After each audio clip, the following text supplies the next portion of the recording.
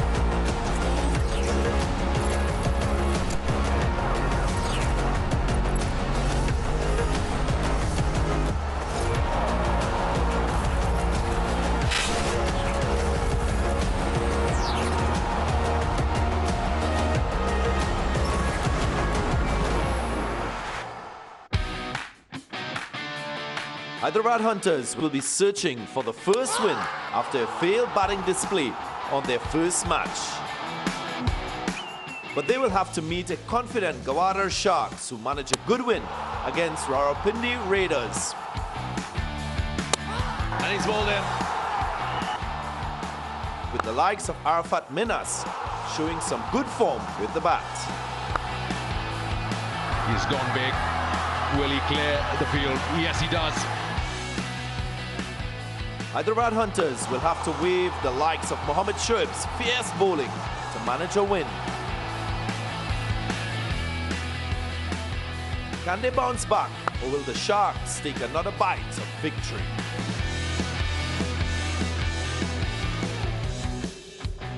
Welcome back to Qazafi Stadium, Lahore. We're here for match number 5 of the Pakistan Junior League. Hyderabad Hunters taking on Gwadar Sharks. The Super Sunday once again. I've got Sana, Amir and Dominic Cork with me in the studio. Sana, yesterday the day did belong to the batters. A brilliant chase to finish that off by Bahawalpur. Absolutely. We have found a great talent in Basit Ali, and the overall match was really set up well by Siobhan Daniel, the way he batted for 80. But what a reply from Basit Ali and the Royals. Dom, first 100 of the Pakistan Junior League. Did you enjoy that? Absolutely superb, and I think you're spot on, Sana. We have definitely found a talent that I'm sure the likes of every franchise in the PSL will be looking and saying, we need this young man in our franchise. So he'll need to kick on from now. He's got obviously a half century, fastest 50 yesterday, going towards his 100, and 2 good games. And that's what we want today. It was a Super Saturday yesterday. Let's hope we've got 2 good games today, all the way to the wire. I'm going to predict a super over today, so stay with us all day. Dom predicts a super over for this Super Sunday. For the first match or the second? Oh, the second match has to be. There's your match summary from the last game yesterday. Gujranwala Giants versus Bahawalpur Royals. A good total by Gujranwala Giants, 179. Especially like they were 24 for 4 at one point, and from there to get on to the highest total at that point in the tournament, I think a special effort from Siobhan Daniel. Alongside him was Hasnain Majid, the wicketkeeper. I think both of them played superbly well to have something, a fighting total on board. And what I really liked about Siobhan Daniel was his overall form.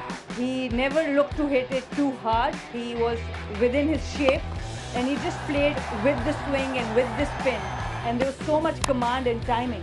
Yeah, what was impressive as well was the 122 partnership with Hasnain Majid as well, who got to that half century as well. So it put them into a good position. They got to a total, after you said being in trouble at 21 for 4, they got to that total of 179 for 6, which we thought was perhaps going to be enough until one man came out to bat, and that man is Basit Ali, who was, again, producing what he produced in that first game. The quickest half century, 28 balls, half century in the game before. He's gone 1 quicker. What I liked about him, he just looked cool, calm and collected. 13 boundaries, 4 sixes. He brought his 100 up off just, 58 deliveries, 57 deliveries. And for me, when his side needed a boundary, he knew exactly what to do, and that's what impressed me. I'm sure impressed Ramiz Raja, and like I say, impressed coaches around the PSL. And he was so good when he spoke after the game, because he was player of the match. He was absolutely excellent. Let's hope we have somebody like that today in one of these 4 sides on Super Sunday. Well, let's hope we get good games today. It's a great day over here. A little warm, but we'll get on. Right now, Sikandar Bakht is ready with the 2 captains. Well, it's match 5 and welcome to the toss. It's Gwadar Sharks and Hyderabad Hunters in the encounter today. I've got the match referee Iftikhar Ahmed. Thank you for joining us. The 2 captains, Shamil Hussain and Saad Beg. Who's got the coin? Saad has the coin. Heads. Heads is the call.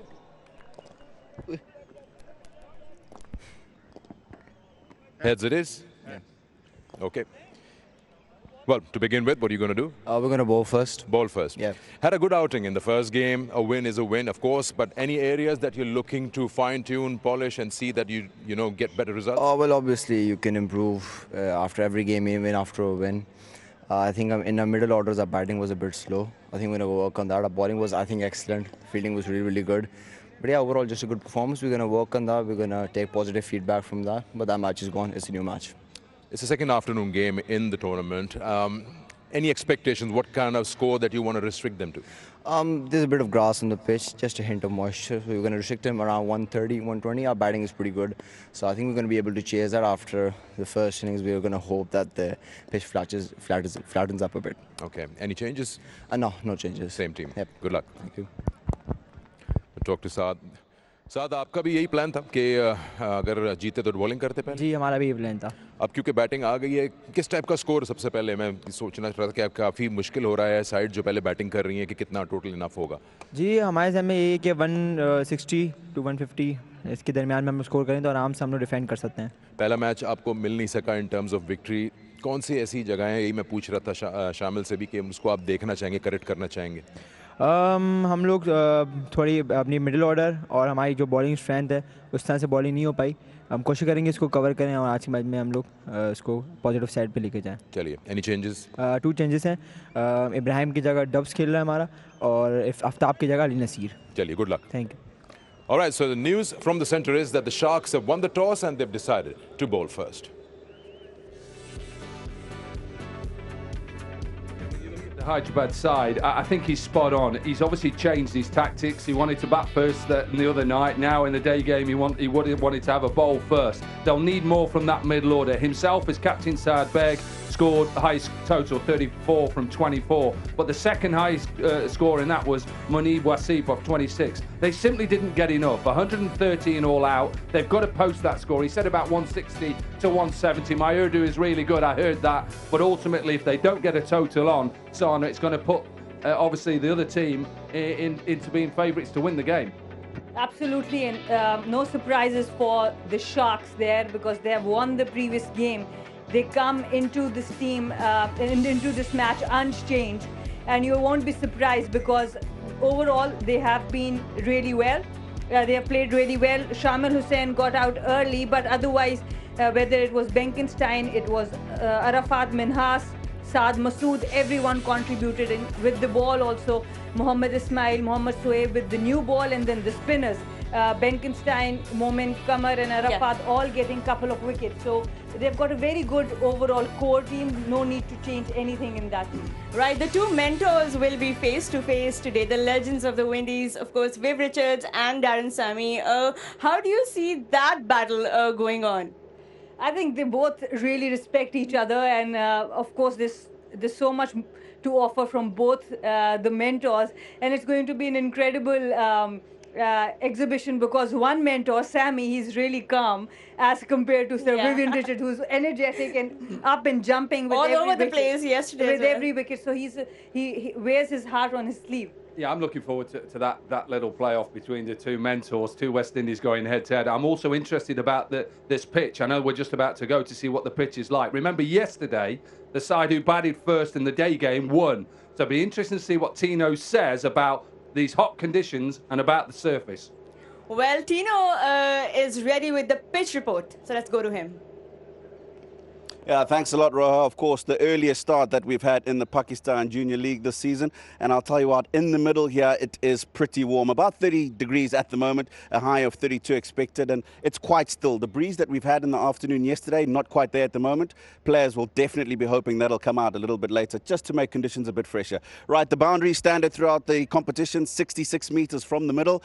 Outfield looks pristine as it has been throughout the competition. I'll come to the pitch now. And of the 3 pitches used so far, this has got the most amount of grass, and it's not just at one end, it's all along the track. So in my opinion, it looks like there's going to be a little bit of pace for the seamers coming onto the bat. That's why that grass will be there. And if we just focus in onto an area here, you'll find where the cracks are is where the green grass is sprouting out, and that's because when they open up as they have, that's where the moisture will come through. So it just aids the growth of the grass there. Now just a quick stat for you, 26 wickets have fallen to the spinners so far in the competition as opposed to 15 to the seamers. So do we expect some turn this afternoon, which we had a bit yesterday? yesterday? I don't think so, and that's because there's just a nice grass cover underneath. The pitch is very firm, and I expect the ball to continue to come on. The spinners probably just slide onto the bat and provide ideal batting conditions. The Gwadar Sharks winning the toss, electing to bowl first. That's no surprise, as all the teams that have won the toss have done that, and the 3 teams of the 4 that have been chasing have won the matches. So that's going to be an interesting stat to see if that's going to work out for them this afternoon. The Sharks showed some bite yesterday afternoon. Let's sit back, relax, and see if there's more where that came from. Right. So now, quick predictions. What did Tino say, about batting first? Do you think that will happen today again?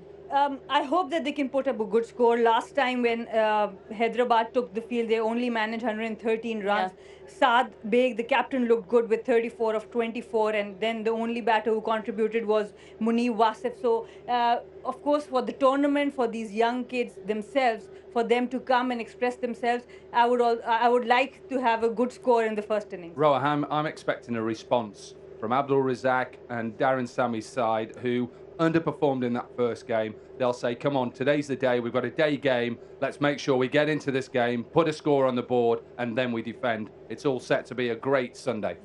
Thank you, Dom, and thank you, Sana, for joining me here. That's all from here, and now we're ready with the action. Let's go back to the commentary box.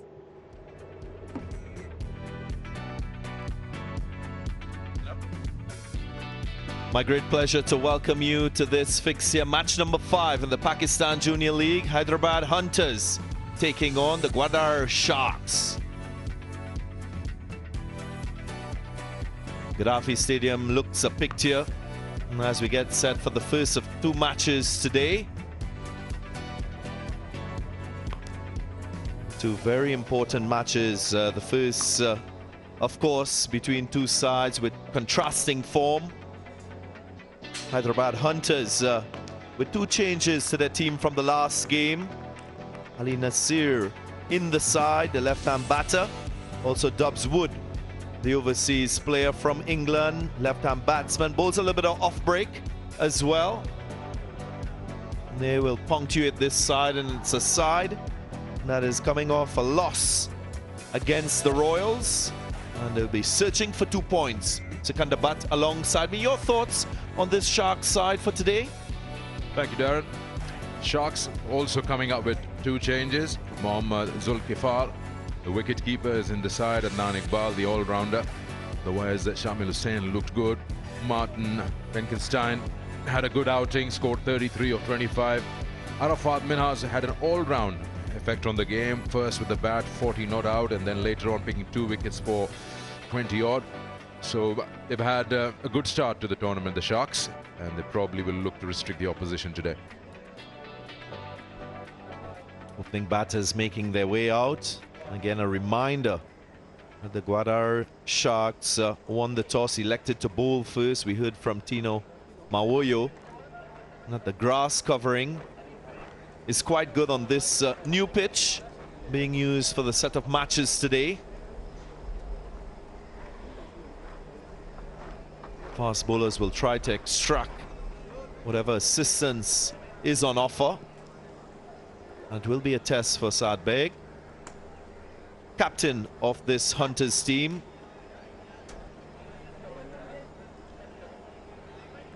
Of course, Darren Sammy, the mentor of this side. These 2 will want to lay a good platform for this particular encounter. Again, a reminder that the Hunters, they went down to the Royals, so a little bit on the back foot. But again, it's a new day. It's a new opportunity for these young players, an opportunity to learn from what they experienced in that first game. And to open the bowling, Ismail.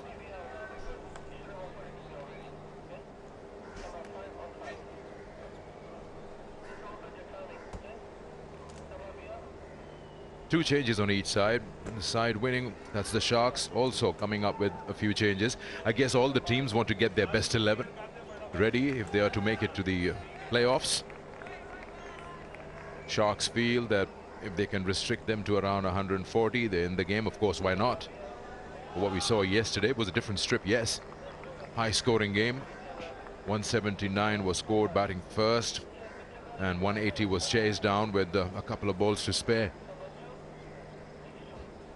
All in all, you get a feeling that these young men are now getting a hang of what the conditions are outside. All set and ready for match 5 of the Pakistan Junior League. Once again, Sharks winning the toss and bowling first. And immediately there is that swing into the left-handed Saad Beg.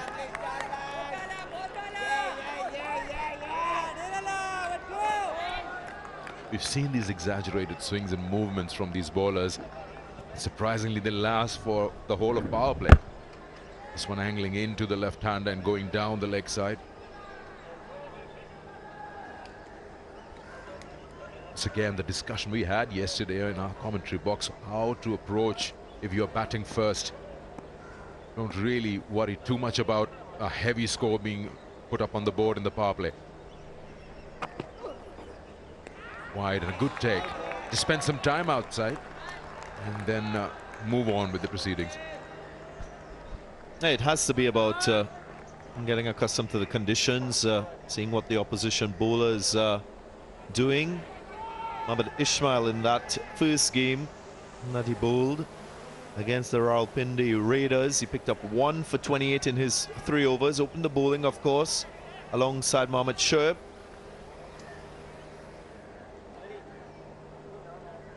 Young, talented fast bowler.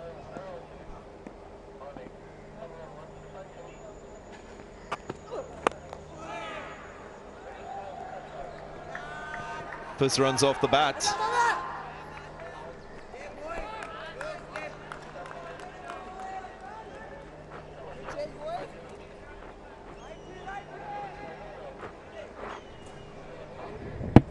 His idea is to bring that into the left-handers by coming round the wicket straight away. He's got a very straightish deep fine leg. The other fielder outside is the very wide third man. That's for the right-hander. Slip in position as well. Very regulation field. Apart from that short mid-wicket.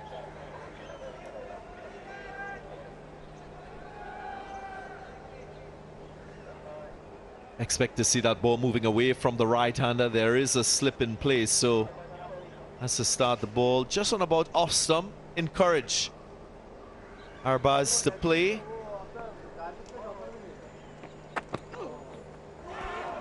That he does.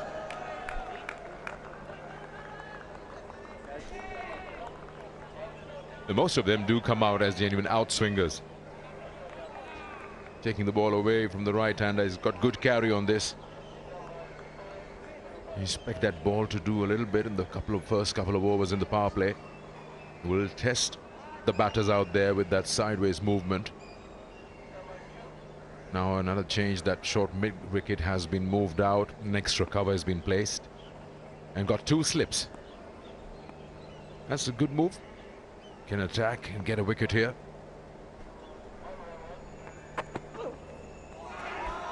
Another play and a miss. And this young man comes from a cricketing family. Arbaz Khan, his father, of course, Amir Hanif, played 5 one-day internationals for Pakistan as a batting all-rounder. So I'm sure that pedigree will serve him well as he progresses in his career. And his dad would have played his last one-day international under the captaincy of the chairman of the Pakistan Cricket Board, Ramiz Raja. Again, evidence of that grass covering on this pitch being used today.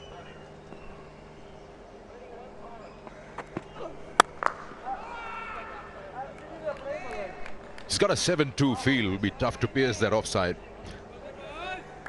He's got 2 slips in a backed circle. So he's just 2 men, that very wide deep fine leg and a mid-on. So the bowler is surely going to keep it outside the off stump and just keep it moving away from the right-hander.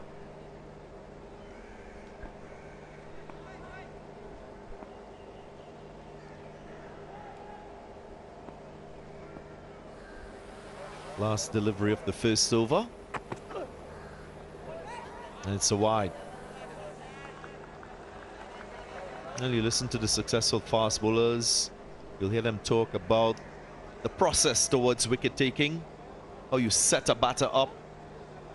And we can tell straight away that Ishmael's stop delivery is that delivery that goes away from the right-hander. Does he have that delivery that just straightens?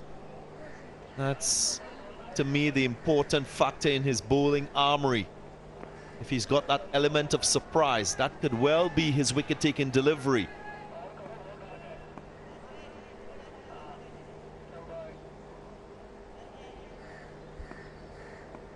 Just one slip now, a little more protection offside.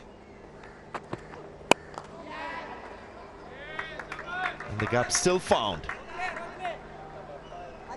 Just a couple of runs.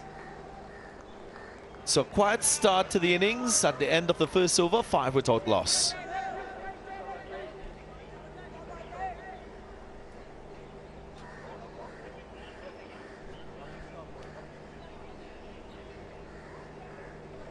Two changes on each side. Ali Nasir, I'm told he's from Belgium.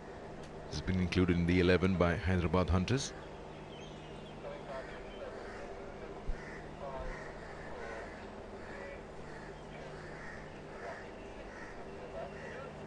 Ali Nasir from Afghanistan, beg your pardon. But there is someone from Belgium. Burham Niaz. Thank you so much for that correction, Darren. Mohammad Shoaib will take the new ball from the pavilion end. 3 for 12, his best.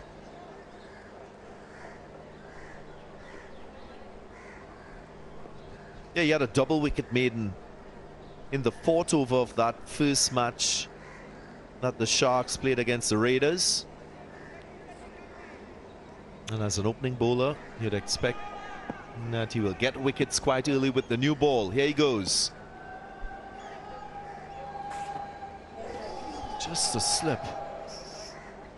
Still with a smile on the face, but looked quite awkward. Yeah, that's his landing boot. What happened there? He got the long spikes on. He's lucky. There. Oh, he could have really hurt himself. The whole weight of that body goes down to that ankle.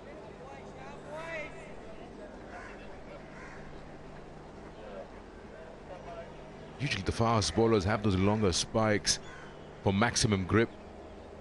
I'm not really sure what he's got on. Can you spot any spikes there?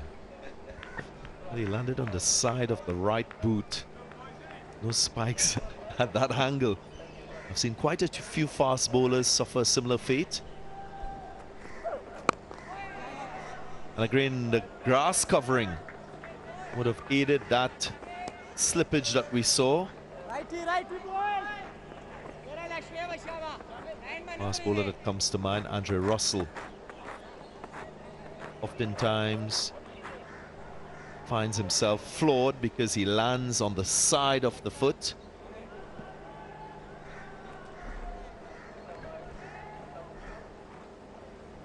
So he's seen, okay, in all these games with a new ball, lots of bowlers here. The under-19s are swinging the ball away from the right-handers. What's the best way to encounter that swing? If you're a batter up front, how do you deal with that ball? With the sideways movement? Well, there are a couple approaches that you can take as a batter. It's highly accepted that in T20 cricket, you have to be risk tolerant. So you've got to go after deliveries which are legal deliveries and not wide deliveries. So you can counter that away swing by batting a little bit out of your crease to just take down the angle so you can reach the ball a bit. Well, you still got to be mindful of the ball that comes in or straightens.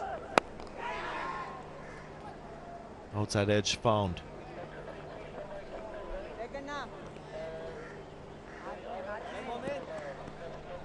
Kingdom Valley, one of the sponsors of the Pakistan Junior League. Go to Kingdom Valley PVT Limited official Facebook page. Get a chance to win exciting prizes. You can be the next winner. Coming back to how do you deal with that sideways movement?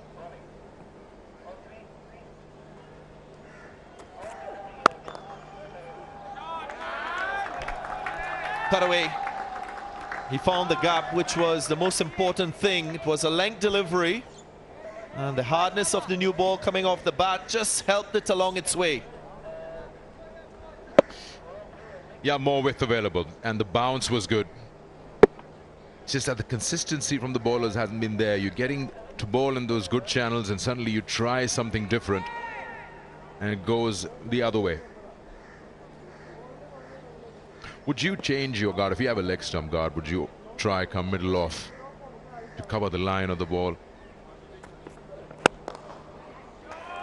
Again, full toss, dispatched. Consecutive boundaries. Exactly what you expect in the power play. Captain Saad Beg doing the business quite early in this innings. He didn't hit it hard. It was a full toss, got in the meat of the bat. The placement was the key. Yeah, just to respond to you, you can approach it both ways. Get closer to the ball, change your guard, go a little bit offside and out of your crease. But I know that there are some players who prefer to stand beside the ball and use that width square to their advantage. I guess it's a matter of choice and your own strength as a batter. End of the second over, 16 without loss.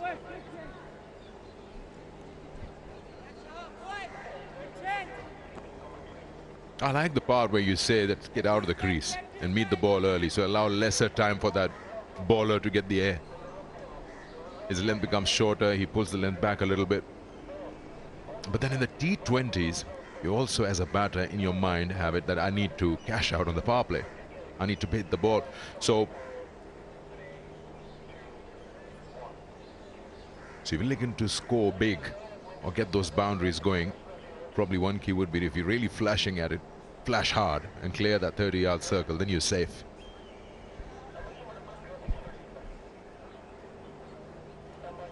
This time and again we see that half-hearted push usually ends up in a catch with the slips or the keeper. So if you want to go after it, then hit hard. It just flies over that slip cordon.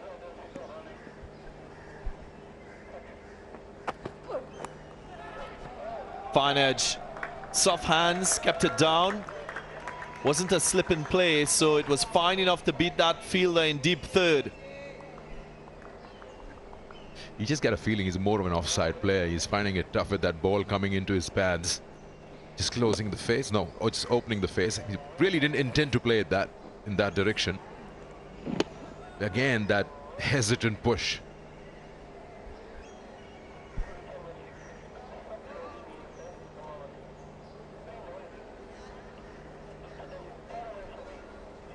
Now a change in the field.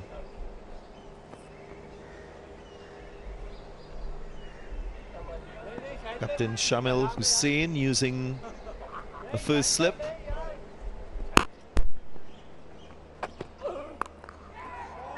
Short and pulled away. This is really good batting because the implementation of that first slip didn't make him premeditate. He was waiting for that short delivery and it was hammered onside. Yeah, a bit erratic with his lengths at the moment, Ismail. He's trying a little too much. You just get that feeling. He's got a very strong offside field. And he's bowled a shorter one just around the shoulder. So he's quick. Anytime anyone tries to pull, he's going to go behind the square. So your square leg doesn't also come into play. Slip comes out again.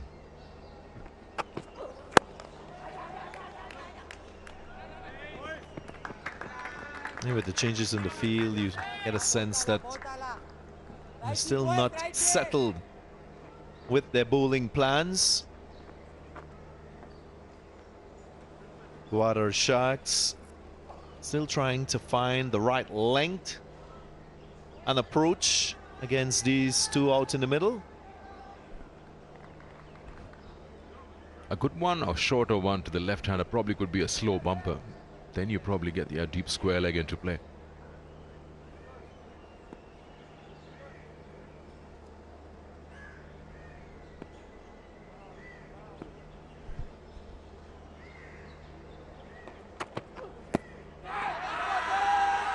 Another play and a miss from the right-handed Arbaz. I'm surprised there's no slip in play for the right-hander, given the fact that the ball is moving away.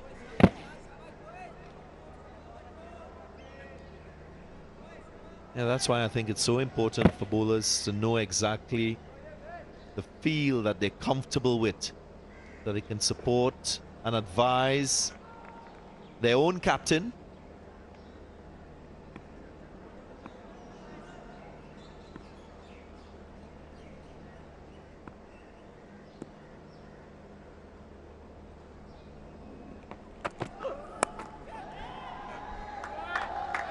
Went for the cut shot, flew off the outside edge and gone for 4. Fifth 4 of the innings so far. They're racing along. He's only himself to blame. He's bowling a fuller one and then he drops a short one. That's been the pattern in the over. He's done that to the left-hander as well. That's a clear case of flash hard at it and the ball just flies. There's no chance for third man to come around and cut it off. Sometimes when you talk about leagues or franchise cricket around the world, you've got international players playing, so the captain knows who does what. Here, we just got to give it to the captains in these teams because they're still trying to understand which players has what strength. And accordingly, you can set the field. But here, you just get a feeling that the bowler and the captain are not on the same page. So if you're going to bowl one fuller one swinging away and the next one, the short one, he doesn't have the feel for it. Last delivery was a no ball, so free hit. Already 3 4s in the over, 14 runs already with 2 legal deliveries left. Nails a Yorker. Excellent stuff, but very unfortunate for Ismail. He concedes another 4. Yeah, it was a good ball. And Arbaz did well to dig it out. That inside edge just ended up with a boundary. He wouldn't have been out. It's a free hit. But yeah, that was a good ball. And in just no time, very quietly, Hunters are at 12 runs and over at the moment. 34 for no loss.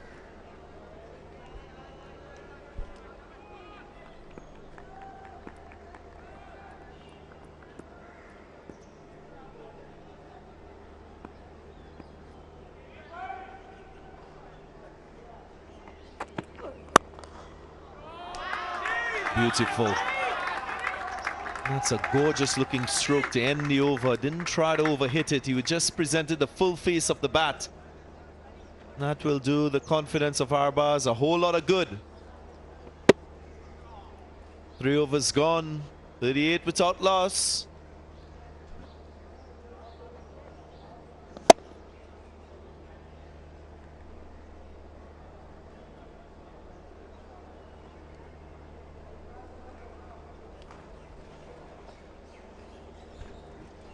There's one of the mosques outside the stadium. To the right, you can see the National Cricket Academy.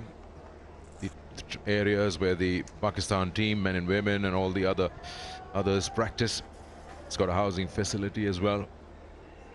And if you move further right to the ground, you've got one of the biggest hockey stadium with the largest capacity in the world. Got a football ground as well.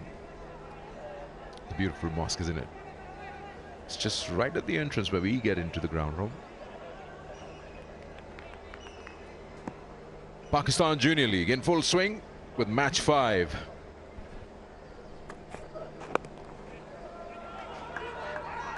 Big single.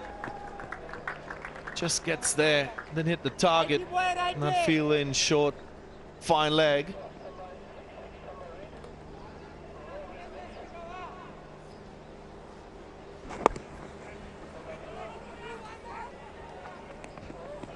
They're off to a good start. Now they can utilize and capitalize on it. They've got 39 just at the start of the 4th over. And they didn't mess up a good start last time around. Hunters were out. The middle order has not really put their hand up yet. Put down. There was that one opportunity that they were waiting for. Momin the fielder. You'll feel very guilty because they've conceded quite a few runs, not taking this chance. Yep, he got there and then it's just popped out for some reason. It was dying on him. He did well to get his fingers underneath.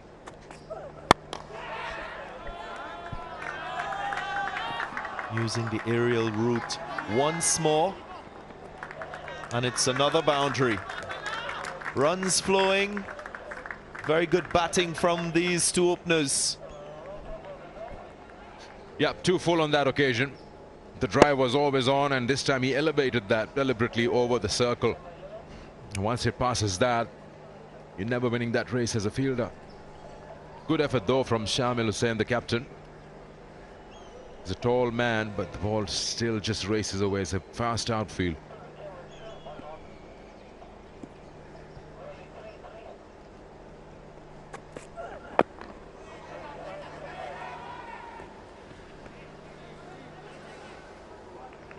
Already 43 without loss. I'm sure Shamil Hussain will be thinking about ways that he can contain these two and pull things back. Must start with advising his bowlers to get a little more consistent with their lines and lengths. That tight off-stump line, so crucial to contain run scoring. Short again with a little bit of width. Lucky on that occasion, Shoaib, not to concede runs. Sometimes in T20 cricket, you just got to keep it simple as a bowler. Don't try too many things. And if you look at what we've seen so far as we get to the end of the 4th, bowlers trying too hard, using a lot of different options with the ball. They paid a heavy price for that.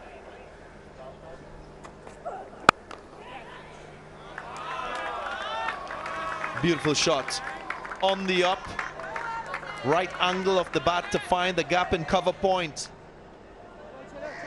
Second boundary of the over as we end the 4th. That's good bat presentation. Wonderful timing. Still played it close to his body. The ball raced away. 4 gone. 47 without loss.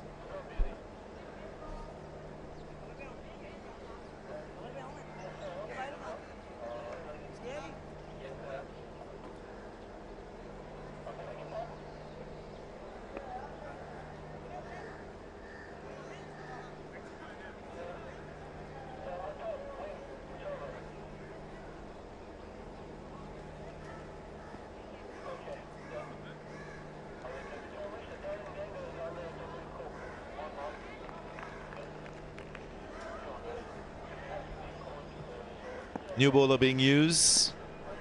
Ibrahim trying to stem the flow of runs. Doesn't start well. Once more, another extra added. Extras total in 4 so far in the innings.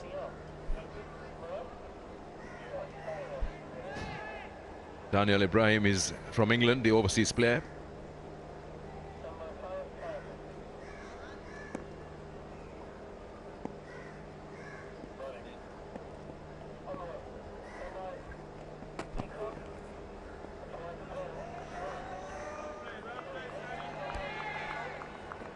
Surprisingly, we haven't seen any spinners just to slow the run flow. There you go, an opportunity from Decode, official smartphone partner for the PJL. You can visit Decode social media pages and win fabulous prizes. It's continued with pace.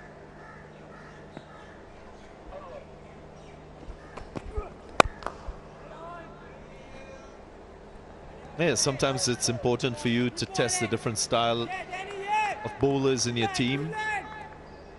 Oftentimes you see a grass surface, you think that spinners mightn't play an important part, but again, we've seen in this tournament, it's not necessarily the turn that troubles batters.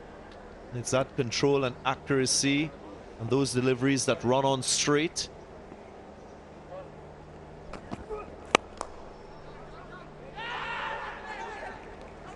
Nice piece of fielding. There was an opportunity there for a run out, not taken once more. So the Sharks not really looking on top of their game.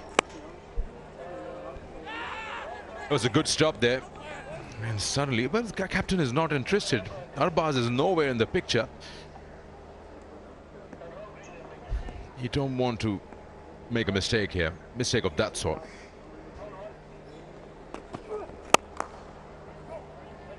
More runs driven through cover, and the chase has been given up. So that's a 50 for the batting side. The Hunters look like a different unit today. And another half volley in the slot after bowling a good length delivery. He goes full and allows for that free scoring shot. Just had to time it well, and that he did. Raised away for 4. This partnership looking ominous now.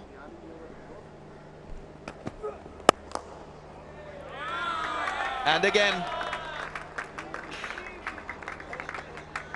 a dazzling stroke once more through the offside. We've seen quite a few like this in the innings. Captain Saad on fire. Not really sure with the plan here. Shamil Hussain, the captain of Sharks. I mean, too full again. Scott Morman, the wrist spinner, the left arm wrist spinner. Just probably try to slow things down here. But now, anyway, 1 over to go in the power play. Is 56 on board. And again, another half volley. Dear, oh dear, this has been an expensive over. 13 from it at the end of 5, 60 without loss.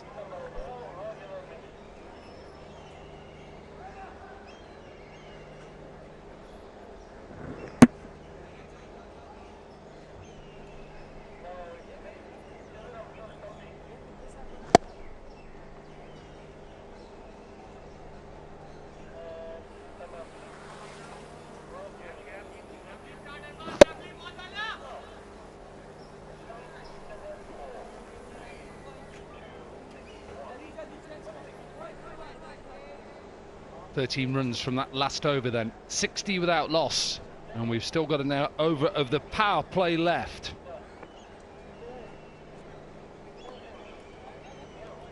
Sharks at the moment have not got their plans right. In their first game, the Hyderabad Hunters, they were 52 for 1 in their power play and ended up being 113 all out. And the captain, Saad Beg, talked about the middle order. He has an opportunity now. He's in 33 from 16 of leading his team, getting them into a position and getting to that total in excess of 150. A very good start, solid start from the Hunters. And there has been a confusion from the Sharks. At the toss, the captain said no changes. Then we see a couple of changes on the score sheet. And the first 5 overs have gone to Hunters' way. Yeah, it was so strange, wasn't it? We were down doing the studio and he was interviewed by Sikandar and he said, oh, no changes. Yes, you have. You've got 2. Checked in the air. This could be the first wicket. Who wants it? Dropped. Second drop. Should have been taken mid-on, and deep mid-wicket looked at each other, and that simply isn't good enough. That's the second drop by Momin Qamar, the wrist spinner. He was able to grab a few in the last game, but not this time. Easy catch there. How costly this will be, because both these batters are looking really good at the moment.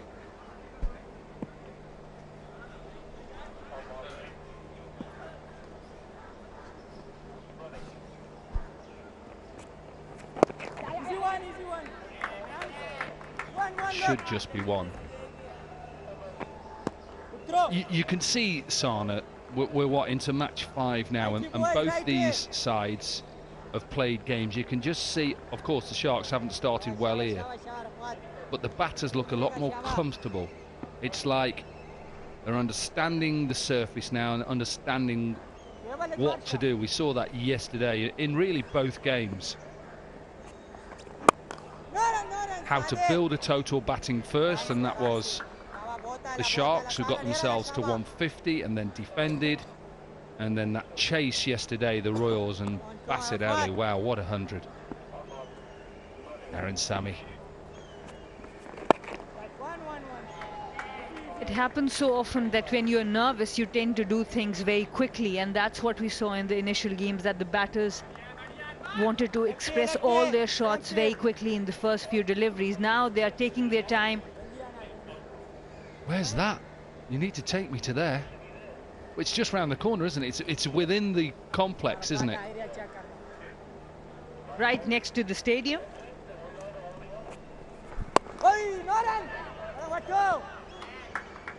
Just a single to finish off the power play. It's been all the Hunters. 63 without loss.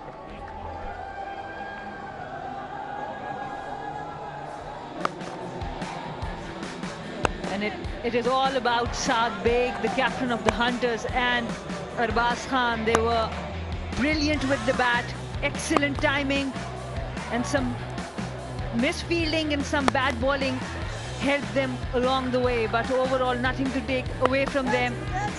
Again, we saw a missed opportunity from the Sharks.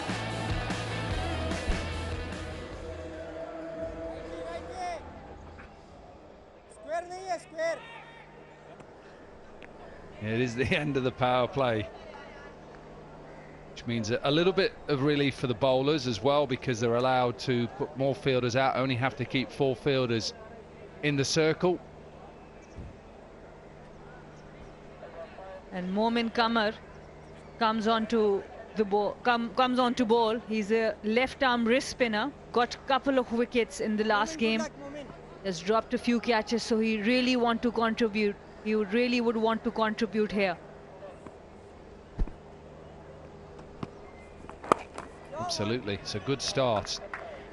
Yeah, yesterday 4 overs, 2 for 24, defending that 150 that they set.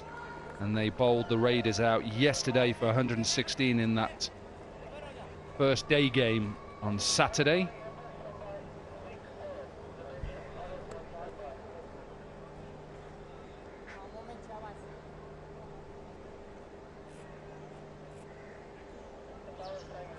Tie them together, that might help. Tie them together.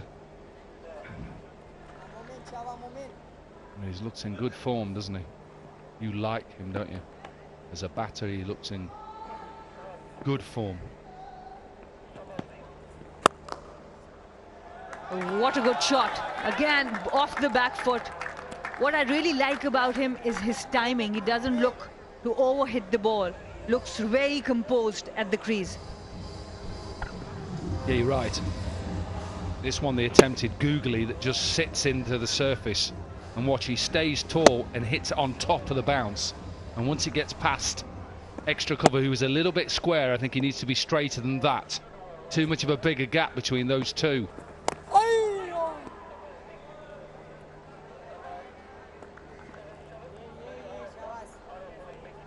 Zeke Motor Oil, unveil the real, peel the label to win via lucky draws every week. Prizes worth millions.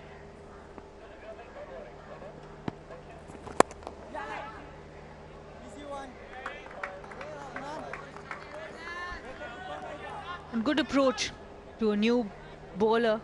6 already of the first 4 deliveries. You put them under pressure straight away. You're at the top. You keep getting these big overs. Yeah, the first time thought I won't tie him too tight. Tie the two together? Well, yeah, even that one. Always games of cricket around.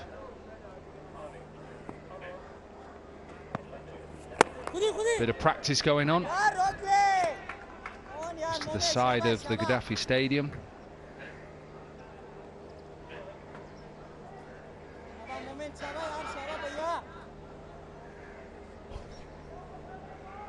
And the vision we were watching was LCCA ground, where the teams from PJL are practicing right now.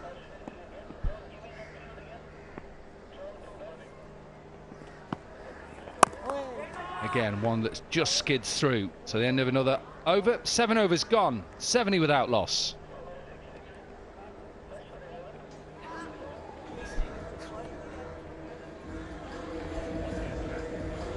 It's the Hawkeye again, but watching something outside the stadium. You mean the Cheen? Tom, you have been improving every day your Urdu vocabulary. I'm really impressed.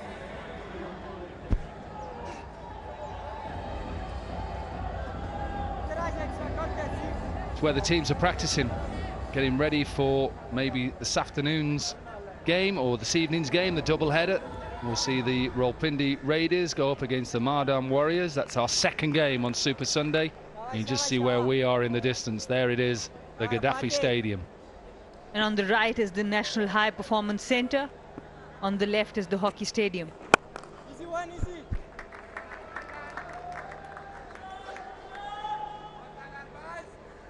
Lefty, lefty. Let go. And this is the phase of the game which is going to be very crucial for both teams, because these spinners, Arafat Minhas and Momin Qamar, bowled really well in the last match for the Sharks. And the middle order, if it gets exposed for the Hunters,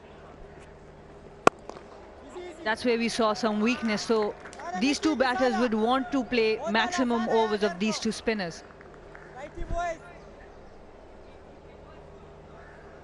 Haven't seen too much spin, have we, so far? Dino Mueo, who did the pitch report, was absolutely spot on. He said that when he was doing the pitch, he didn't see there being too much spin today because of the grass that was keeping it together. And hence why we are seeing now that the Hunters in a good position here. 73 without loss. Remember, they lost their opening game to the Royals. Oh, it looks like it's a bottom edge. I don't think it's a chance. You can't call it a chance because it's a bottom edge. They'll pick up 2. Good running there. And most of the spinners, when they got the wickets, it came because there was a slip in place. But what these two batters have done really well, Saad Beg and Arbaz Khan, that they've put so much pressure on the opposition that they are in no position to put that slip. They are still using their spinners as a defensive option.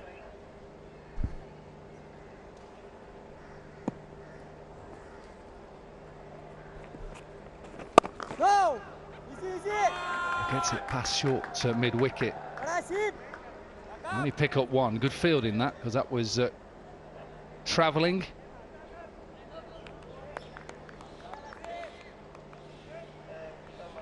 Some good pitches here. We talked about the England games here and some of those chases and some of those performances. And what we've seen from the first game is, I think the scores are just going to get better and better.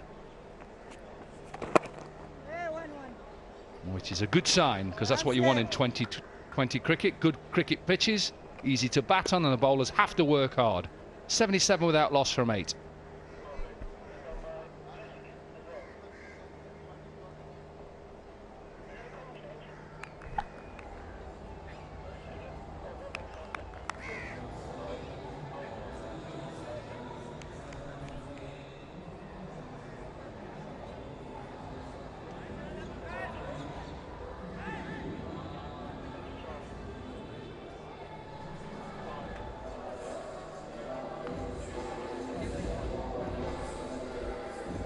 That used to be a Liberty roundabout. Now the roundabout has been changed because there used to be a lot of traffic there. Now it's much easier to navigate through that very important monument in Lahore.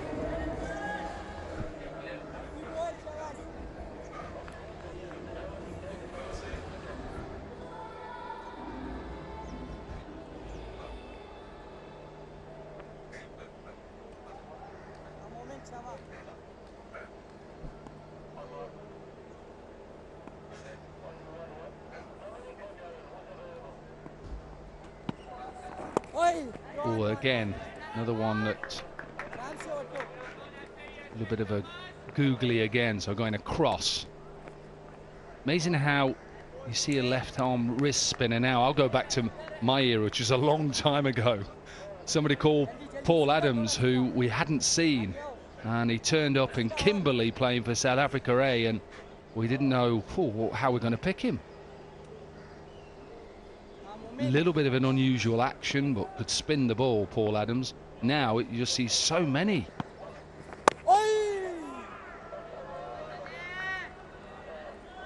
Absolutely, and I think the captain of Sharks, Shamil, definitely need to have a slip here at some point. You need to take wickets. If you don't take wickets at this point, they are going to run away with the match. Yeah, Michael Bevan was another one. Going back to the era where he didn't bowl too much, but a left arm wrist spinner. Brad Hogg is another one, an Australian. George Bradley Hogg, as you call him. Character he was. So yeah, it's just good to see. I think it's nice to have people who can work at bowling left arm wrist spin. It's not an easy thing to do. I think any wrist spinner, it's not easy. Not easy to do and not easy to pick also. Recent times, Faisal Akram, we have got Faisal Akram, a youngster coming up. And Sana, these are gold. And when I say they're gold, if you can work with them, if you can get them better going into international cricket, you know, they can really help you as a side in all forms of the game. 2020, obviously, one-day internationals and test cricket. Tabriz Shamsi. Yes, good. Really good. End of another over. 81 without loss.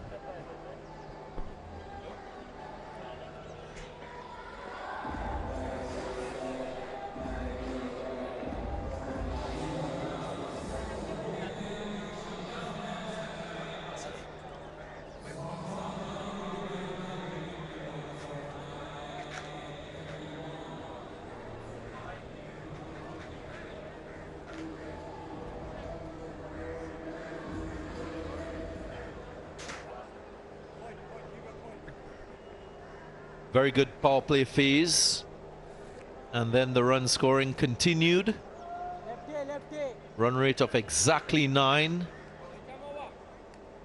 This partnership approaching 100, 81 at the moment.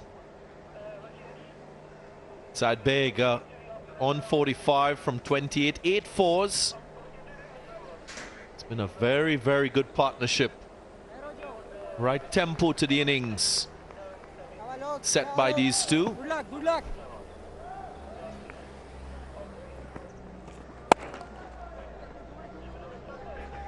More runs. And it's helping Saad Beg, who's a left-hander, that most of the spin bowling options for Gwadar Sharks are the wrist spinners, the leg spinners.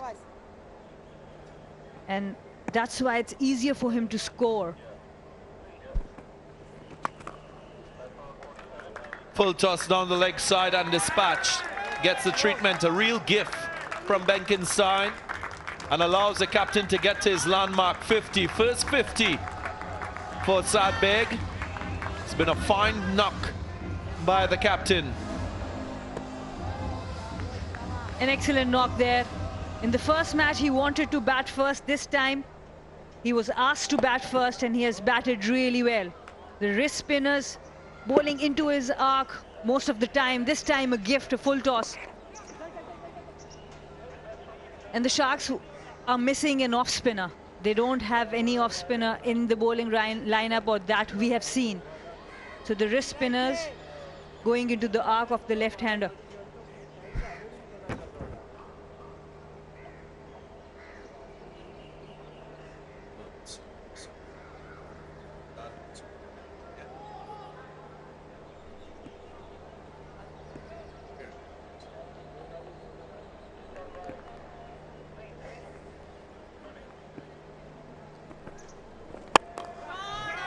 Big shot down the ground and goes long.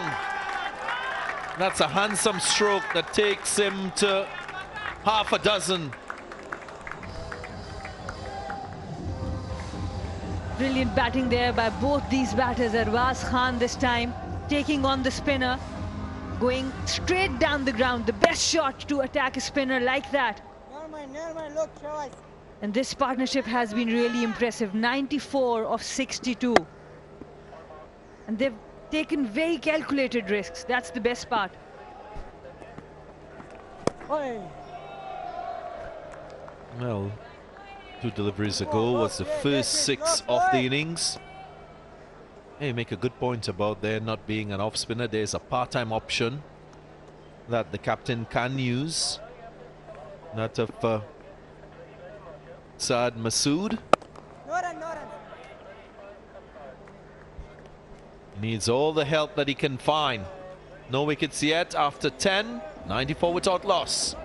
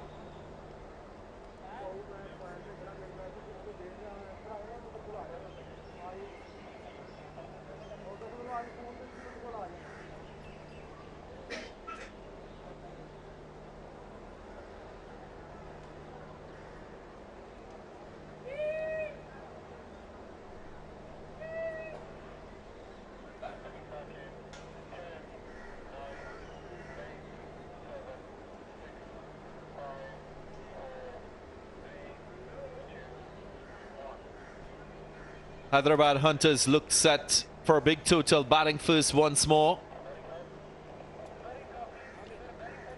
Opening pair still at the crease.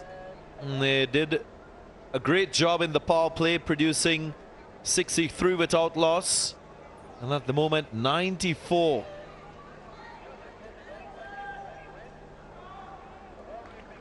Captain Saad Beg, after scoring 34 in the first game, well, he looked as fluent as ever, striking boundaries at will, capitalizing on full deliveries through the offside. He was quite graceful. And anything full and wide was pounced upon. This half century for the captain of this Hyderabad Hunters team. And it's a special knock. Looking at the Sharks bowling lineup, well, they've created a few opportunities. Fielders have let their bowlers down a bit. 2 chances going a-begging. And with the exception of Kama, the wrist spinner, everyone going for runs.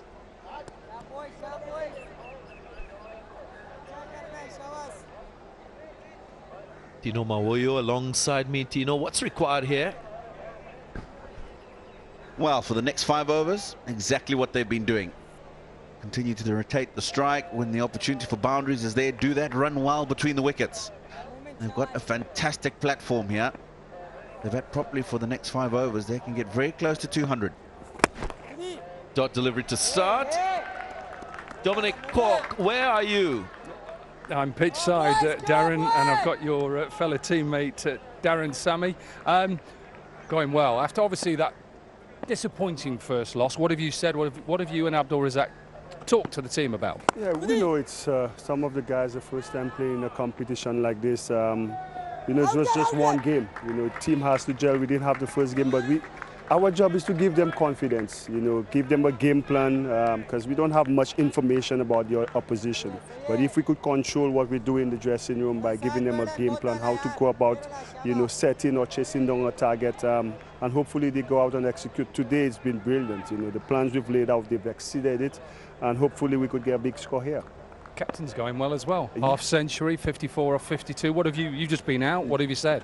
Yeah, like we said, they've assessed the pitch. Looks like a 180 plus pitch, you know, but credit to them. The shots they've played really good cricketing shots and put us in a good position. One of them have to get a big 90 or even 100, so the guys in the dressing room to follow and help us get to that 180 plus target. You've played here a lot. You know all about these pitches here. What experience are you trying to hand on to some of these guys who may have not been in this pressure before, under this pressure? Yeah, I think it's just making the game simple for them. You know, giving them different targets of different situations in the game. Now, like I said, the only way this team could get back into this game is if we allow them to. You know, we've been playing proper cricket shots. The next block of 6 overs, if we get 45 plus runs, take us to 130, 140 with 4 overs to go, and we could go. So you walk out. Are you trying to get one over the great man? I would love to, but I don't want him to hear that. So hopefully he doesn't watch this interview. But you know, Saviv is the legend. I love his enthusiasm he brings, and yeah, it would be lovely to get one up him. It looks like that is the last ball. It'll be a single to finish off that. It is a wide, sorry. That's good. Yeah. No, but, you know, talk about the mentors. Viv Richards is a mentor. I don't know whether you watched yesterday. I'm sure you did. He was jumping up and down. I had an opportunity to speak to him last night for 3 hours. And I called my wife and I said, listen, I just had the best 3 hours just listening to him talk about cricket and the enthusiasm he talks about the game. It's brilliant. So it's good to have guys here. Anyway, end of the over. Great man. Thanks for joining us. 101 without loss.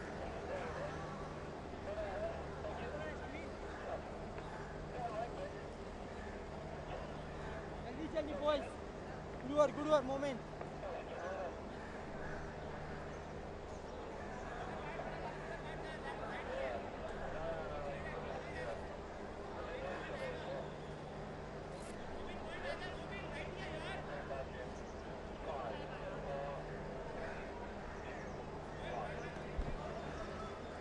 $100 coming up in the last over. This partnership quite formidable. Great foundation laid in this innings. That's a gorgeous stroke. Lofted drive over extra cover. He's growing in stature. Wants to follow his captain. Approaching a half century, Arbaz. Oh, this is lovely. This is lovely. Bit of air outside the off stump, over pitched. And it's just the full flurry of the bat. Clears the boundary with ease.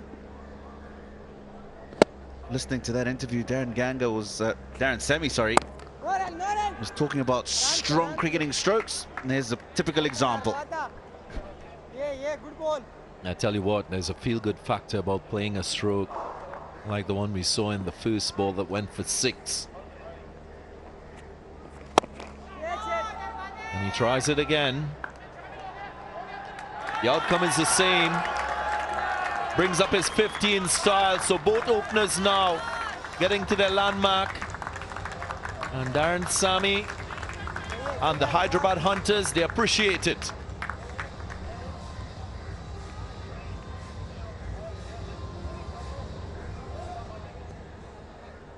Arvaz Khan. This is even better than the one before. Catch it! Make that 3 in a row. It's raining sixes in this over. Well, there's something about these two that you have to appreciate. Their skill and their class on show. Yeah, it's the 2 strokes that have been pitched up that he's gone over the offside with that have forced him to bowl a shorter delivery. Takes advantage of that. His captains enjoyed it.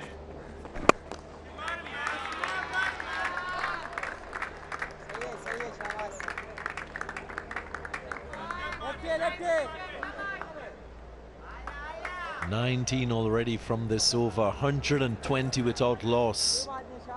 As we approach the end of the 12th over, this could easily be a 200 score set. Batting first by the Hunters.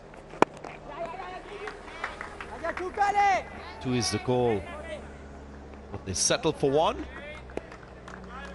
12 gone, 121 without loss.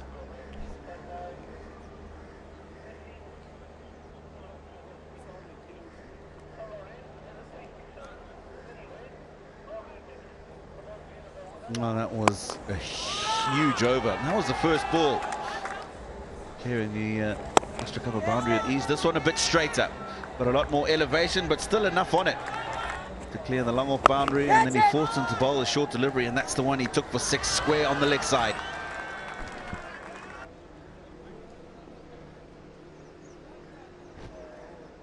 Technical staff on the bench just appreciating the wonderful innings from this man, Arbaz. 10 and over, 12 overs in. They are really set up here, Darren Ganga, for a massive first innings total. And importantly, they've improved from their first game. When they batted first, they lost quite a few wickets in the middle phase of the innings. Remember, against the Royals, they were 52 for 1 after 6, and then at the end of 15, they were 90 for 7. So 6 wickets lost in that middle phase when they batted first. Not today. That's a significant improvement by this Hunters side. The other thing too is this man on screen got a start. Got 34, but on this occasion, he's gone past 50 and carrying on. Was there pad first or bat first? I think it might have just been bat brushing the back pad as he brought the bat down.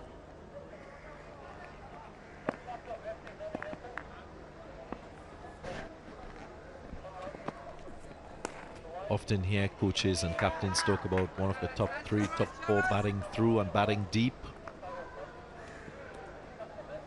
Need to have energy to do so, and you can find energy in Osaka batteries. And go to their Facebook page, like the page, answer a simple question.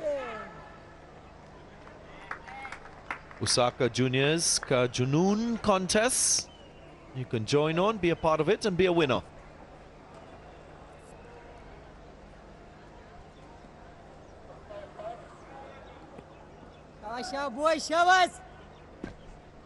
Yeah, the current rate will take them to 200. Easy one, Matu. Be another single, and that of course will be the highest first innings total scored in the competition so far. Whatever happens, you'll feel that they'll get that total anyway today. Wickets in hand. That's the Metro bus. And the beautiful surrounds here of Gaddafi Stadium in Lahore.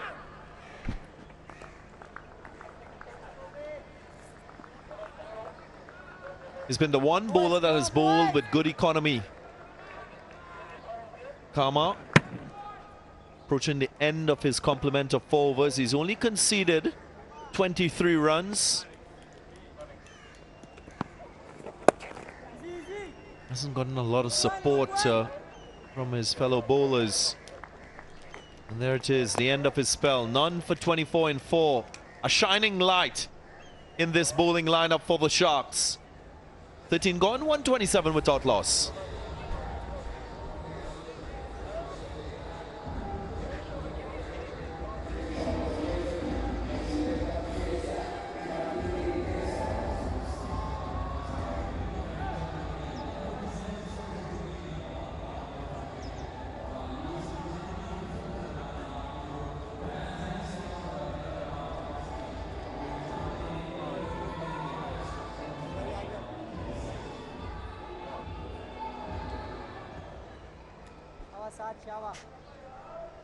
Might just see some fireworks at the back end of this innings. Full complement of wickets in hand for the Hyderabad Hunters. It was refreshing to hear Darren Sammy talk about giving confidence to the young players. I guess that's so important as a youngster to hear words of compliments from former players and greats of the game. The ideal confidence for you to perform. Was aerial. Didn't quite time it. Tino Mahoyo, have you had similar experiences growing up as a young player with players that you looked up to, giving you confidence and a word of advice? Definitely. One of them, the great Sir Vivian Richards himself. Played a test match in Barbados back in 2013. He came into the Zimbabwean change room after the game. Didn't speak to me in particular, but the whole team as a whole. The tour didn't go so well for us, but his words of encouragement were the ones that were set in stone, for me anyway. He's letting you know you've got the ability to play the game, you've played the game. It's just about the mental battle when you get out into the middle. And that was for somebody who was playing test match cricket at international level. Now imagine what it can do to youngsters of 15, 16, 17 years of age.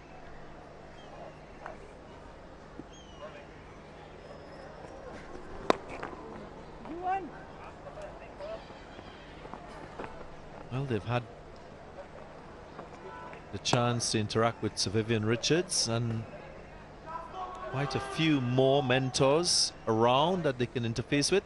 Zik Motor Oil, unveil the reel, peel the label to win and win prizes weekly. One of the important sponsors. That's wayward. A real gift, but he doesn't get it over the boundary line. Finds the fielder. He'll be so disappointed. Sad Beg just finding that fielder when he was well set on 64. The breakthrough finally coming for the Sharks. Yeah, looks like they're just going to check. Have a discussion anyway, the umpires, between the two of them, or whether it was above the waist. All right. Fair delivery, no problems there. Wasn't from a fast bowler too, so there's no danger in that delivery. Fast, full pitch delivery above the waist.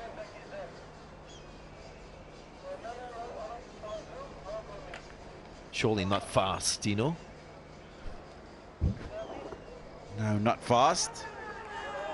And because of that, the original decision of out stands. It has been a fantastic knock. He'll probably be more disappointed than anything because he could have put that over the boundary for 6, Sadbeg, but he's batted extremely well. Set a platform for his team. He goes for 64. 132 for 1.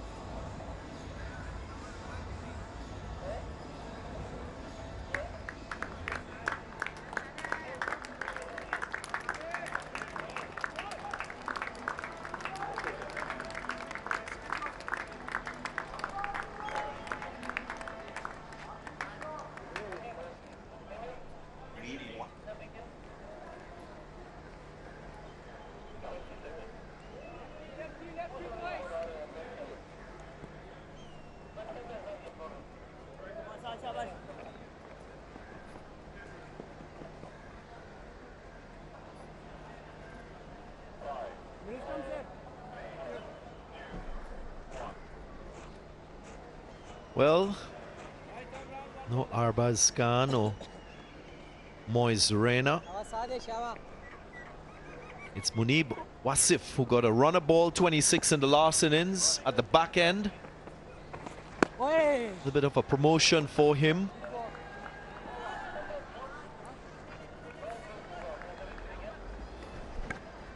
That's the wicket. And he could have hit that anyway. He'll be disappointed because he's batted really well up until this point. There we go. Vivian Richards celebrates another wicket.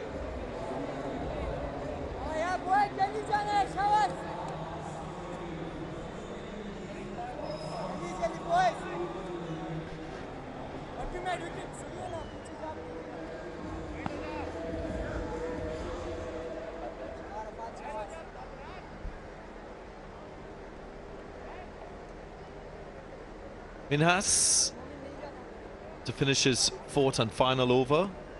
Quite expensive going at 10s.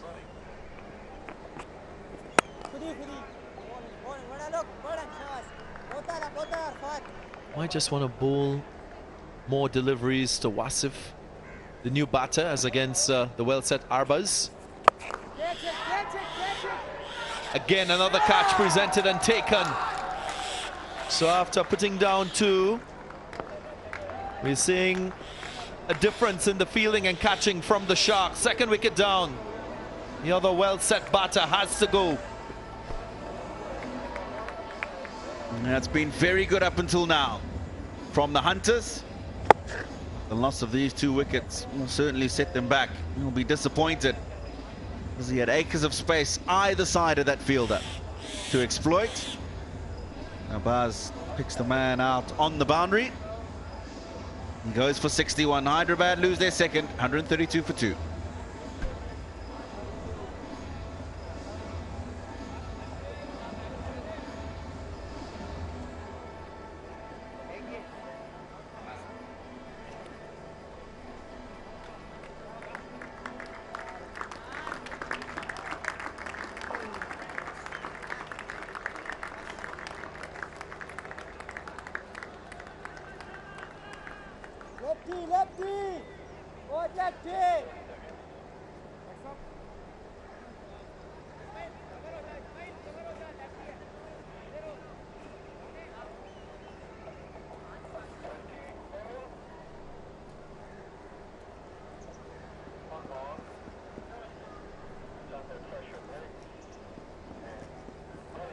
Ali Nasir from Afghanistan,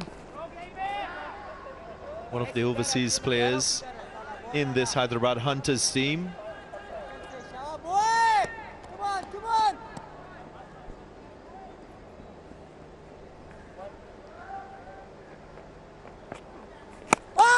There's a correction there. He's from the United Arab Emirates, not Afghanistan. And he's here because another full-length delivery, was searching for that sweep in front of square. Just found the fielder. Didn't try to pick the gaps. Followed a similar fade to his captain, Side Beg. Was also set.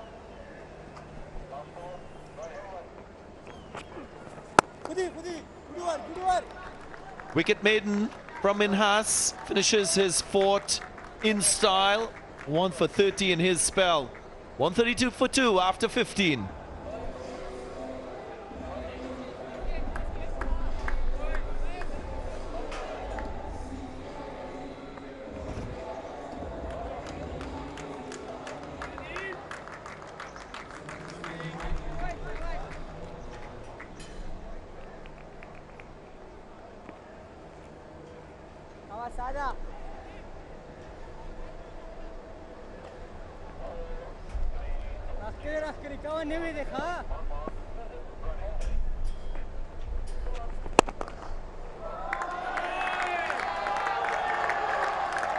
Another boundary.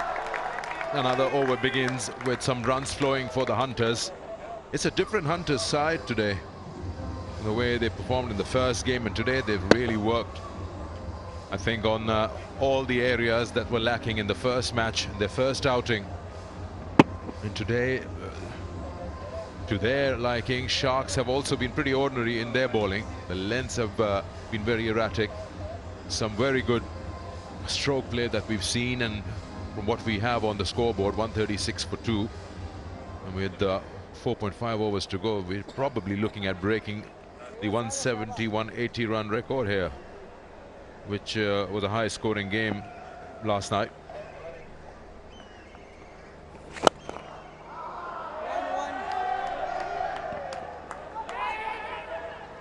We come back for 2. Yeah, that was really not good by the fielder in the deep. Didn't attack the ball enough to put the pressure on the batters, or maybe make them rethink about that second run. And we'll look at that. They were not really rushing through their first. It's just that a bit of that laziness in the deep has allowed them to complete that second.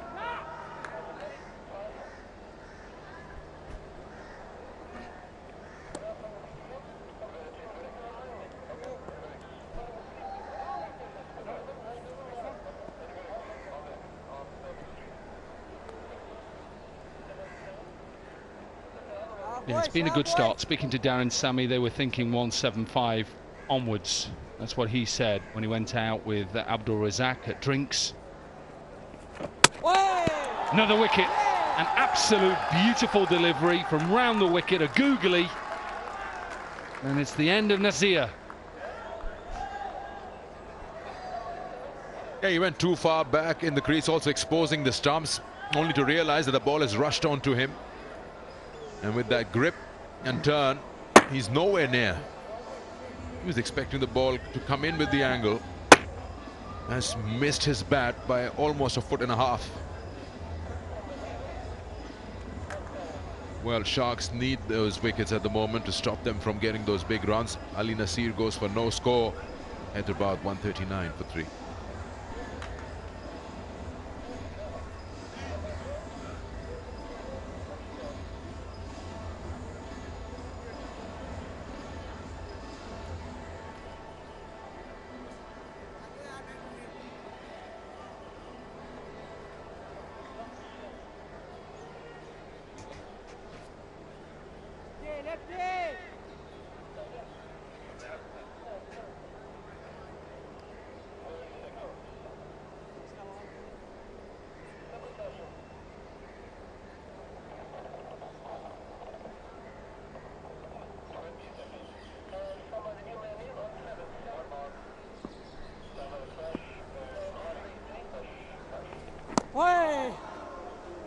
He's getting bounce as well.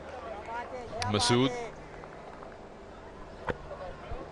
Yeah, it was just the fact that it was a lovely delivery. Obviously, they're not picking him because he's looking to work that to leg side, and it's a googly.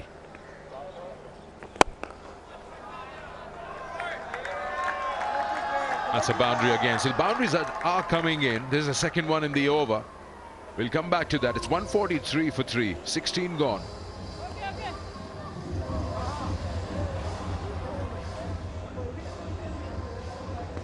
It's a good shot. This one is a little bit over pitched, so he's able to get it up and back over the bowler's head to finish off the over. 11 runs from the over and that wicket. So you're right, I think probably Viv gone out there and said, right, come on, we've got to hit back, take wickets. I think in the other camp, Darren Sammy saying, don't worry if we get bowled out from here, we're in a good position. The difference from that last night's 179 or 180 chase was that one of the openers who were batting really well played the whole 20 overs. Now to lose both Saad and Arbaz in quick succession brings in new batters to crease. And that just stops that run flow to a certain extent, though they've still got 2 boundaries. What we've seen from the Sharks today, that they have been pretty erratic. The lengths have varied a lot. They've been working or maybe trying too hard to get those wickets, and as a result, they've conceded too many runs too early. I don't know if I'm being too harsh, but the excitement level at this age is, of course, in a different zone.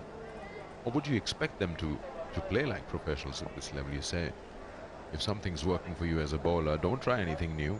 You're being hit for runs. It's angled in.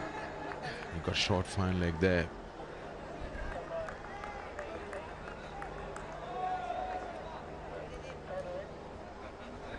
But the Sharks captain was pretty sure that they've got a good batting lineup. They can chase anything down.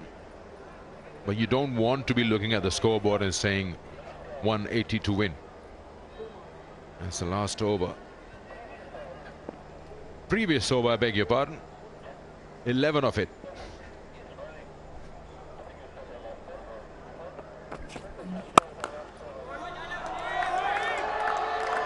Beautiful shot. This one, a little bit of a slingy action. This is the 8th bowler now in Adnan Iqbal, who's come into the attack round the wicket. A little bit of a slingy action, bit of pace. Look at that, and then it's just slapped. Exactly what Darren Sammy has told them to go out there, free their minds, don't worry about being bowled out. You're in a position now to perhaps get to 180, 190. Don't be frightened. Happy coach, happy mentor.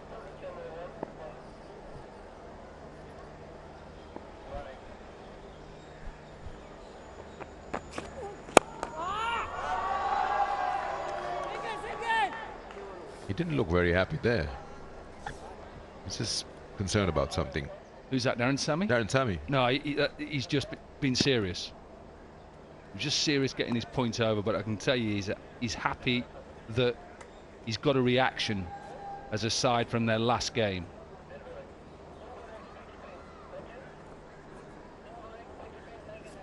Opportunities for our viewers or people who are coming in. And there's not one, quite a few ways you can win lots of prizes. We'll talk about that.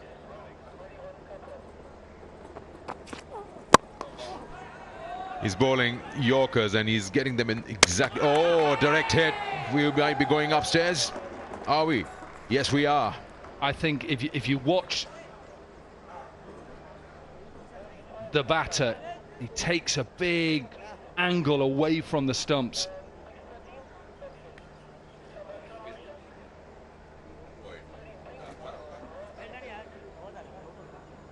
Normally direct hits are close. This is close, close, close.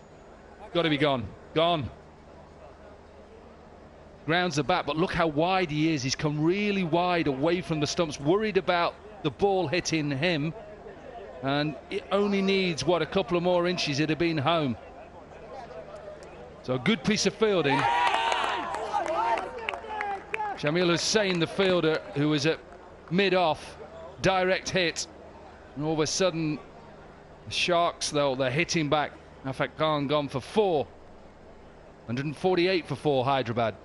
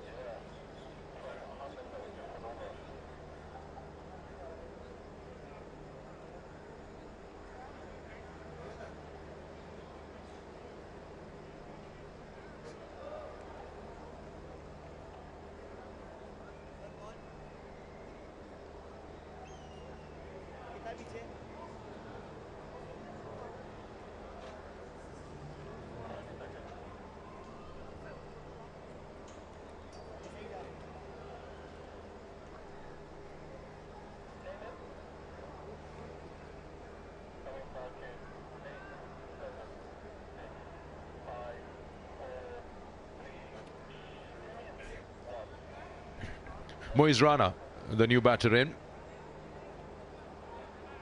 Scored a 21 in the first game, the first outing Hunters had.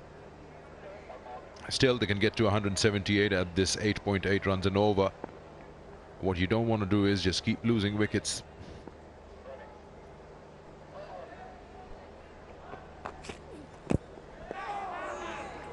He is so good with those Yorkers.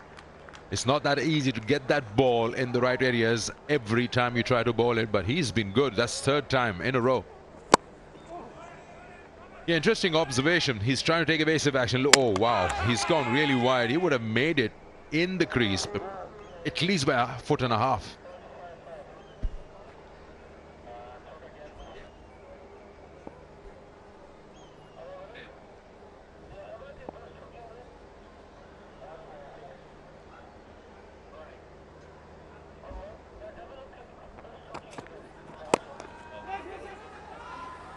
This field, otherwise probably we would have had trouble at the non-strikers. It's 149 for 4.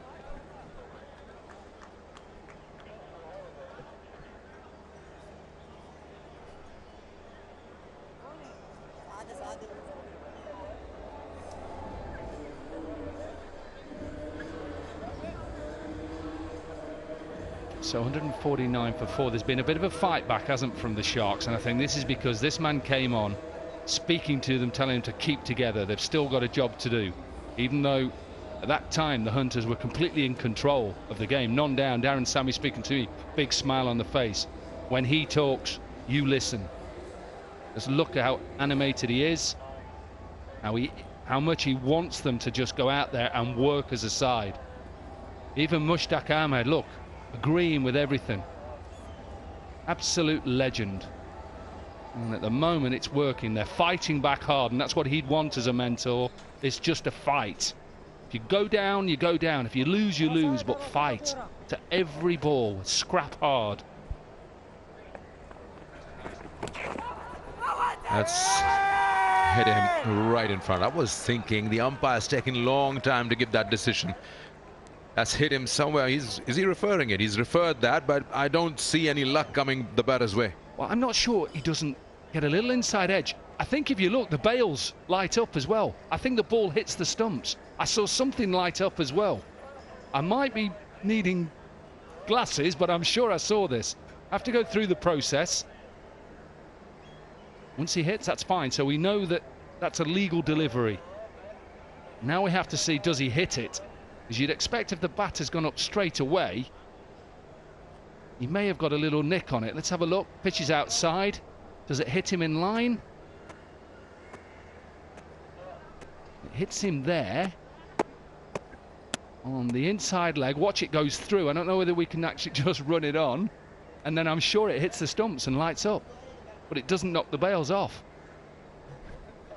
Well, let's find out later on after the impact. Is that the keeper's gloves are also pretty close to the stumps? You feel that he might be saved with the height? I highly doubt. He's been given out by the umpire, the on-field umpire. It's got to miss completely. Well, here's the process. Obviously, we know it pitches outside line. That doesn't matter. It's the impact. Now, it's high. We know that it's high. And I would always say to any third umpire, anybody there, just look at the wicketkeeper's gloves. Where will the wicketkeeper take it once the ball, if it wasn't hitting the batter, would it go on and hit leg stump, or would it be high? Given out on field, third umpire now is just communicating to the on-field umpire. He's saying, stay with your on-field decision, out. So again, Viv Richards, that pep talk is working. They're fighting back hard. And it is the end of Munib Wasif.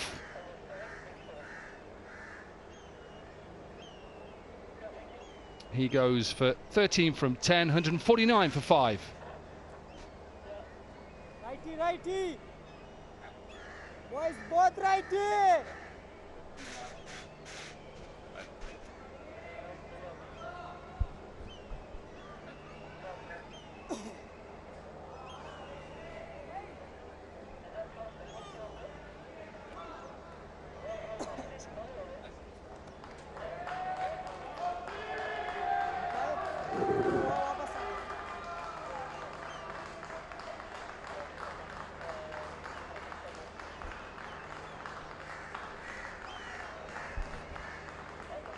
In no time, they're 5 down now. 149 on board.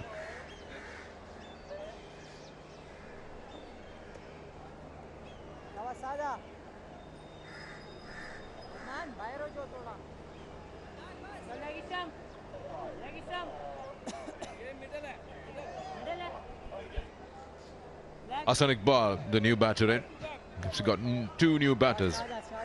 Can they accelerate? It'll be a shame if they don't get to 170, because they've really worked hard to get to 149 with the 2.5 overs to go. Oh, full toss. That's a gift to a new batter. take it. 4 to your name. Yeah, brings a 150 up as well. They've got 2 batters in, or did have. They hadn't faced a delivery, and both on naught as well. A little bit of a gift, isn't it? Sliced away, gets it in between the 2 fielders behind point.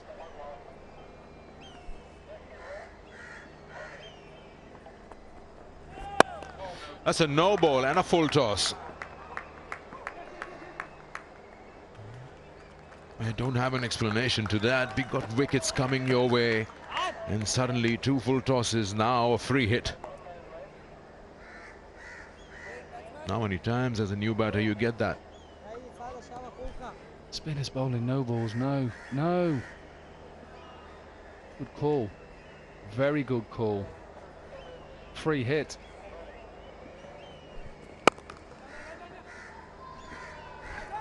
At least 2 here.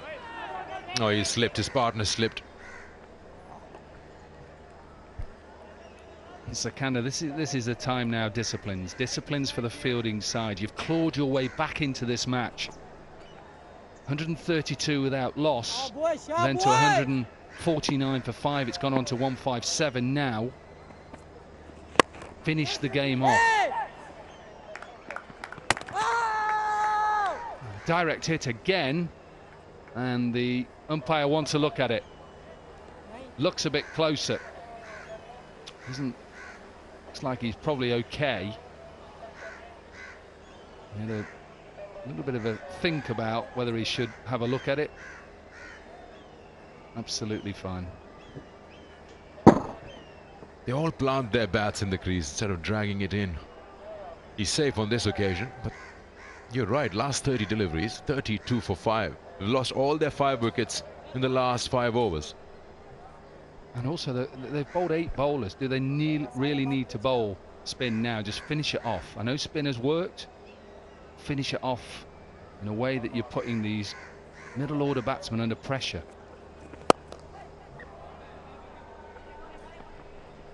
You asked the captain at the toss, didn't you, about that middle order? At the moment, it's failing again.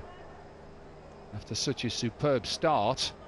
So exactly what happened in their first game, when they were 52 for 1 in the power play, 113 all out.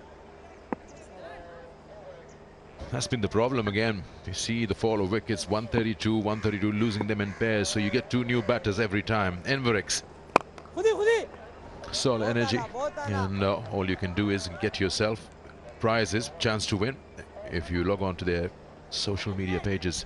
End of the over, it's 159 for 5.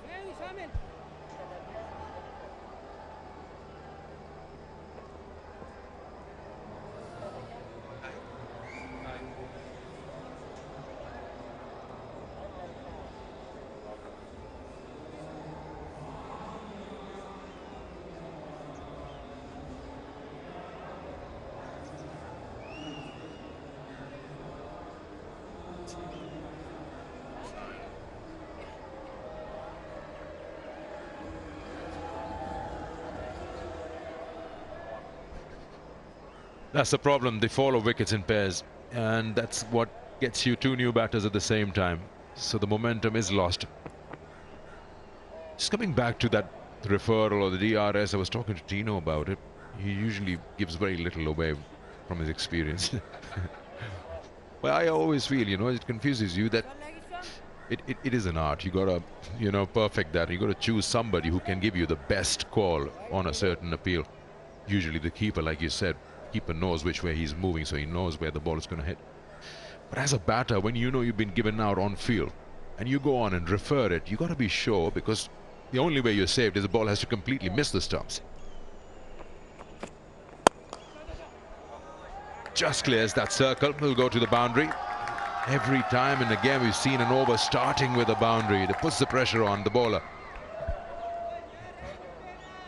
Yeah, Adnan Iqbal, 8th bowler into the attack late on in the innings. His first over went for 6 with mid-off up. Be careful bowling them length deliveries. So I'm thinking, if I'm facing someone, I've been given out,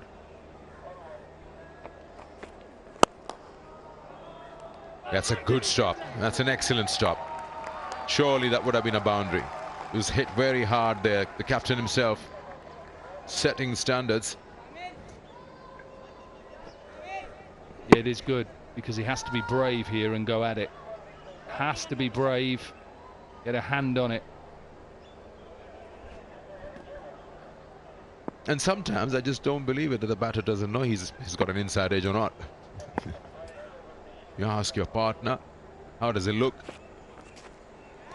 And your partner will never say, please leave. He'll say, okay, fine. Wide.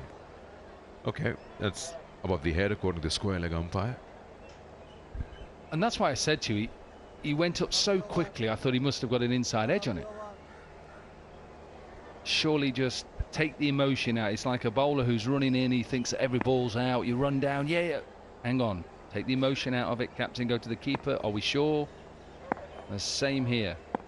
Batter go to the non-striker, what do you think? It's high in the air, but it's gone over everybody. That's a big six, that. He's just over pitching it time and again, and this time he gets that maximum. Yeah, field isn't right. If he's going to bowl that length, he's got mid-off up. Even if mid-off would have been back, he still wouldn't have got it. They've just been watching it sail over his head. Big six, this. Right in the middle of the bat. All of a sudden, they just faltered a little bit, and now they're back on. 171 with 9 balls left. Can they get to 190?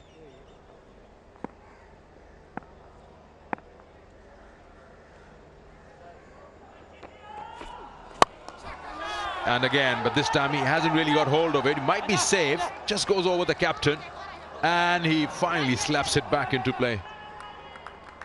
They come back for 2.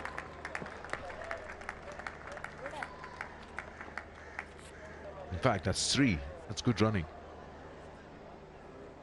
Misses the first time. Does well to keep it in play. Quickly wrapping it up, coming back to our call. There's one more thing when you talk about referrals or double checking something, is the fielder saying we don't know, not sure if we've got it or not. I think the fielder always knows if he's dropped it or if he hasn't caught it cleanly. Same goes for the boundaries of 6. Go on in those days when the fielder would just signal a 6 and the umpire says, I believe you. Or if you take one, it slips, or the batter looks at you and just say, yep, I've taken that, walks off. Now we obviously wait for the umpires to confer soft signals. Do they think it's out? If they give it out, then a third umpire has to have conclusive evidence to say it's not out, so it normally stays on field. So many different things. I don't want to say back in our day, but just was so much easier. Did you catch it? Yes. Okay, I'm out. Good get 2. He's hit it wide. That's good running. Excellent running, especially the non-striker who pushed his partner to come back for the second. Yeah. Yes. Really good running. Gets it wide. Just watch. Just watch. Of course, the non-striker is going to be ahead of the striker, but watch the striker and dive straight. Doesn't go wide. Doesn't give himself any room. Goes straight. Absolutely. Fight for every single run.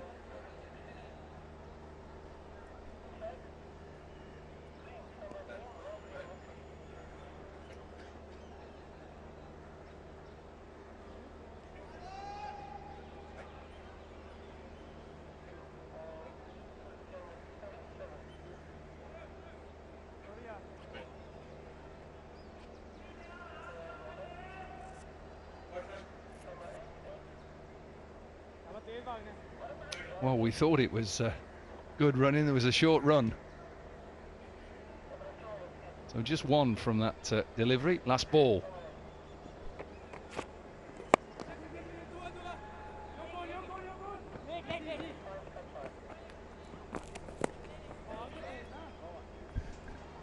$19 of the over. 177 for 5.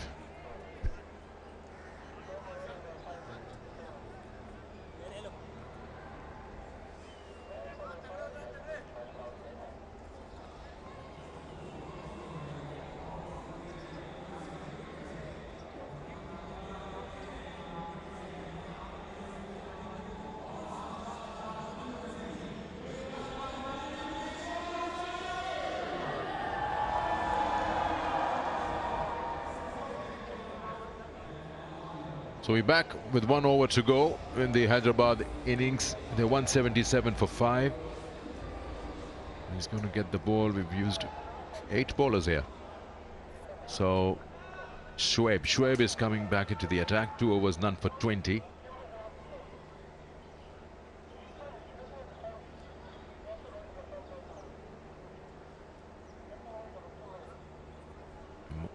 We might see the biggest score now. Till now in the Pakistan Junior League. We've seen 179 batting first. We've seen that chase down, 180 last night. Hyderabad has truly controlled this innings right from the word go. Excellent delivery. It's dug that out well, coming back for the second. Field is pushed back. Longoff didn't even bother for that. Longoff just stayed there. It was Long On who had to come and get it, and he was quite wide, but I like the fact that as soon as he got it past the bowler, it went for 2.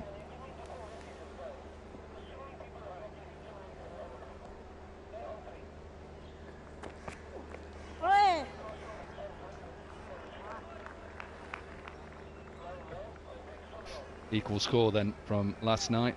Remember the Giants, who batted first, got to 179 for 6. And that was, like you say, chased down with 2 balls to spare.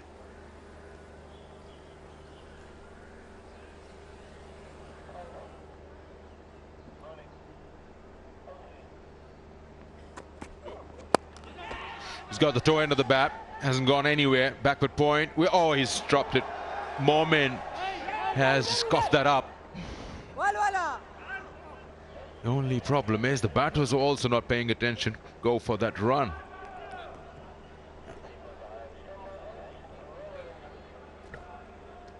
His third catch as well, put down. Should have taken it. You can say that perhaps got off put by fielder beside, but got to take them.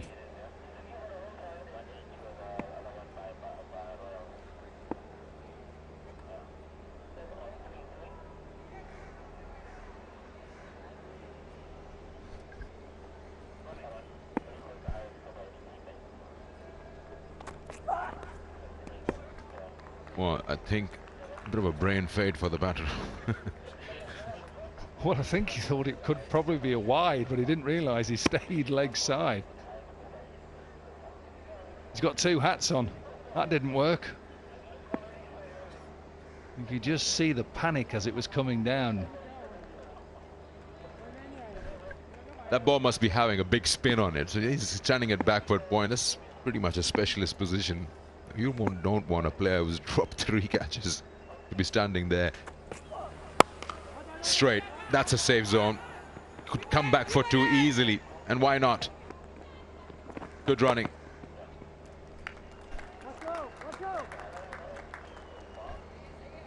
And now we have a new highest total so far in the Pakistan Junior League. 182 after that couple.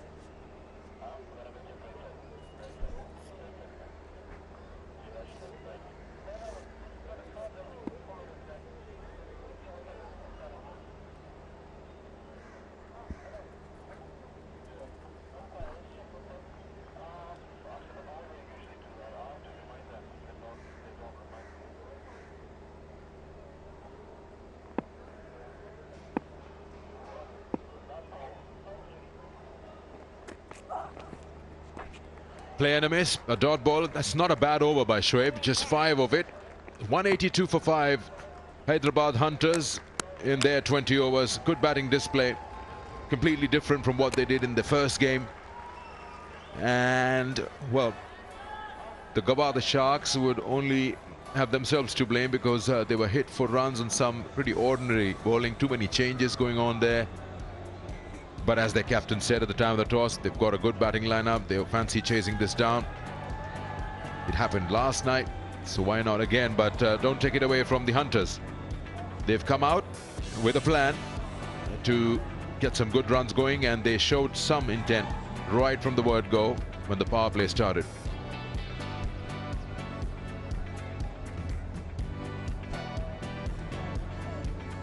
Last 5 overs, 50 on the board, and they lost 3 wickets in that process.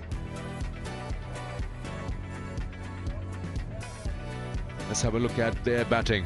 Hyderabad Hunters asked to bat first. They got a brilliant start with Saad and Arbaz. And then, quick fall of wickets. Eventually, Rana and Iqbal did well to add valuable runs, taking the side to 182 for 5. Partnerships to talk about, of course, the opening partnership, the 132-run partnership. That really got them going. And then 33 of 20 from Iqbal and Rana. 182 is a good total. 8 bowlers for the Sharks. Pick of the bowlers was Sham Masood, who was 3 for 26 and 1 for 30 for Arafat Minas. But Sharks, well, they could have a better day. 182 conceded.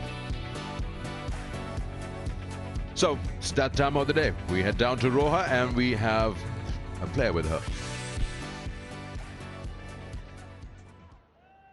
जी मेरे साथ हैं इस वक्त hunters के opener Arbaaz Khan. आई उनसे बात करते हैं। अरबाज, टेरिफिक नॉक, टॉस आप हार गए, जब आप बैटिंग करने आए क्या स्ट्रैटेजी थी माइंड में? यही पॉजिटिव खेलना था, हमने कोचेस का प्लान था, पॉजिटिव इंटेंट रखनी थी और स्ट्राइक रोटेशन कितनी भी करनी थी उतनी, और पार्टनरशिप लगानी थी, यही था प्लान हमारा। पार्टनरशिप तो बड़ी ज़बरदस्त है आपकी। 132 रन्स की पार्टनरशिप आपकी कैप्टन के साथ, उनके साथ खेल के मज़ा आ रहा है? जी बहुत सारे जेल हैं हमारे प्लेयर, सारे जेल, तो यही था कि पॉजिटिव खेलना है और जितना लंबा खेल सके उतना लंबा खेलना है हम दोनों ने।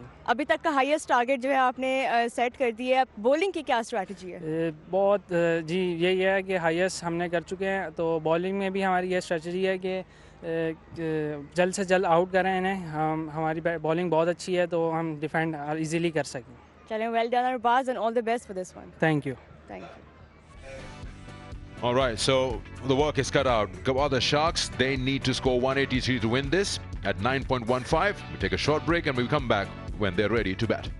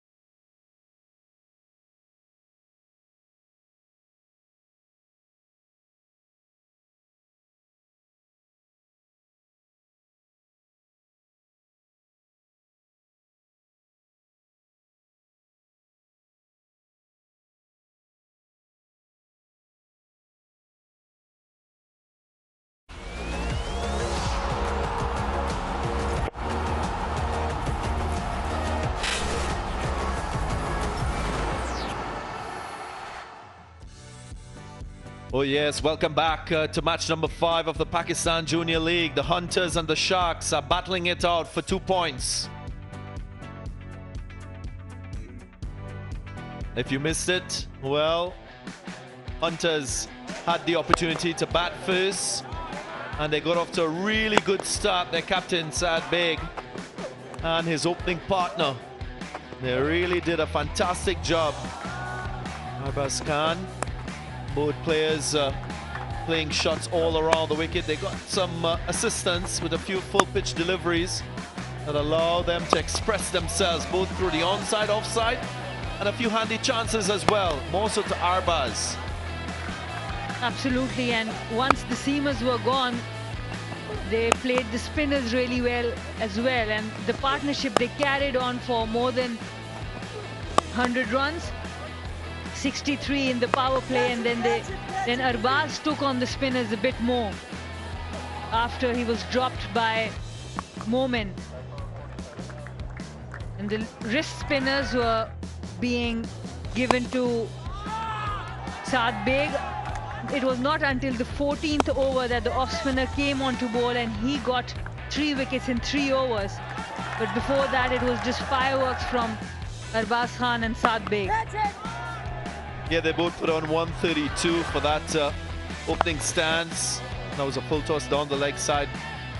Now he struck straight to the fielder in deep backward square. That was the party of the captain. And then soon after, Arbaz Khan followed and wicket stumbled. There was a little slide and a good recovery from the Sharks with the ball. They had to review the run out. And a few wickets fell. That was an LBW decision going in favor of the Sharks. But they needed runs and they needed to capitalize on the last 5. Kama again putting down a chance. 3 catches going a begging.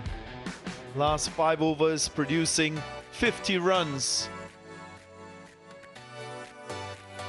And it's a new high set by the team batting first in this Pakistan Junior League. We're going to take a short pause, and when we come back, we'll give you the run chase.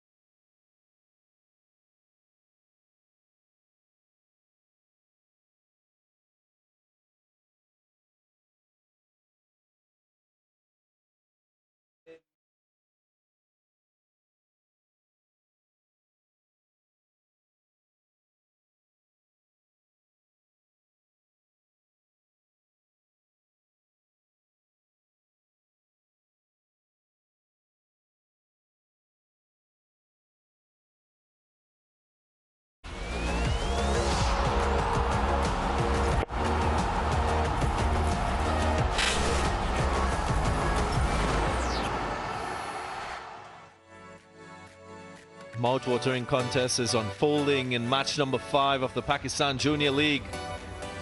We've witnessed the highest score of the tournament so far, set by the Hyderabad Hunters, 182 for 5. That's what they produced in that first innings. Now the run chase. Gwadar Sharks with a big job on their hands. Opening partnership will be crucial. Captain Shamil Hussain is alongside Luke Benkenstein. Opening pair that will relish batting in conditions that are quite good, Sanamir. Absolutely. We saw some really good batting up front, especially against the new wall.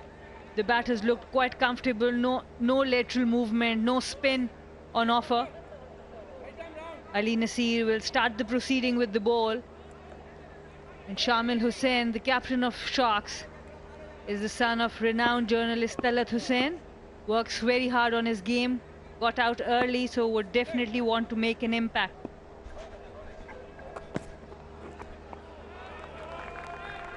Yeah, and he's one of the 2 changes for the Hyderabad Hunters today. And as you know, young cricketers with great ambitions, they want to have a solid first impression.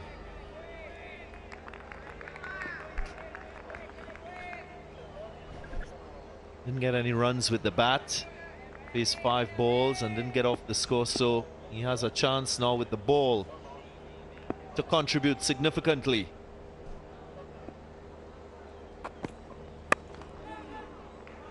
Outside edge found, and that will race away for 4. So first runs for the Sharks. The thick outside edge from the bat of Shamil Hussain. Just one slip out there. He gets very low in his stance. And comfortably, the third fielder was really wide, and it is being moved now much finer. Seeing that Ali Nasir hails from the UAE.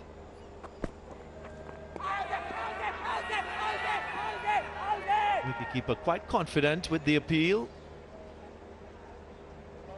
but he didn't quite get the support from the bowler and the other fielders.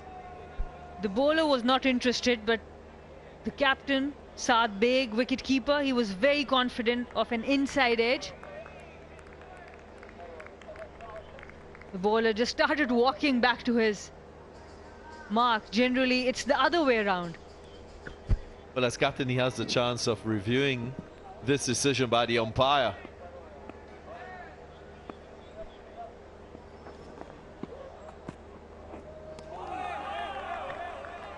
Fine length to start, just in that corridor for uncertainty.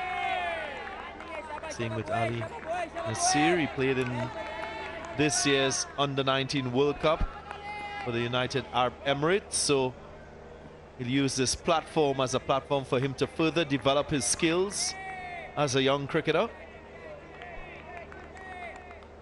Excellent opportunity for these under-19 cricketers, aspiring cricketers, wanting to make cricket as their career.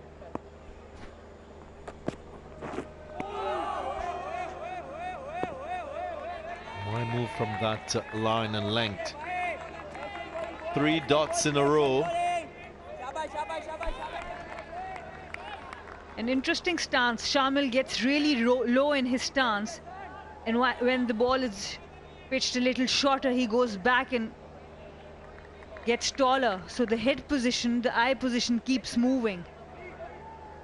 It's not easy to assess the length very clearly with that kind of a stance.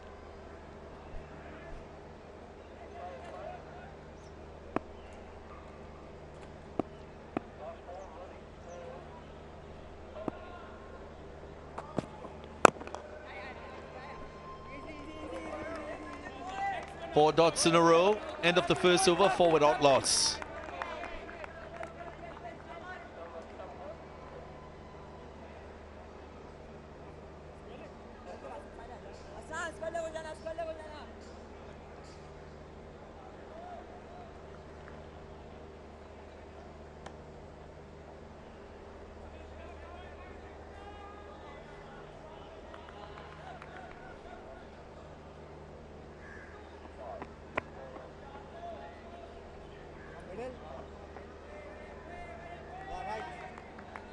Well, the Sharks will know that they need to go at just about 9.5 runs per over to get this target of 183. Will require higher tempo to the innings from the start and all the way through. One thing they've done well in that first game that they played against the Raiders, they preserve wickets both in the power play and in the middle. But they'll need to do that with a better scoring rate. This is a stiff target. Isaiah Thorne.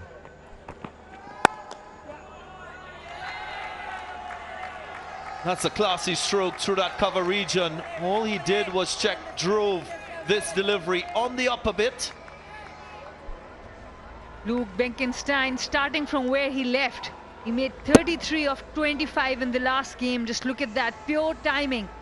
High elbow, excellent head position, stable base. Everything right about that shot.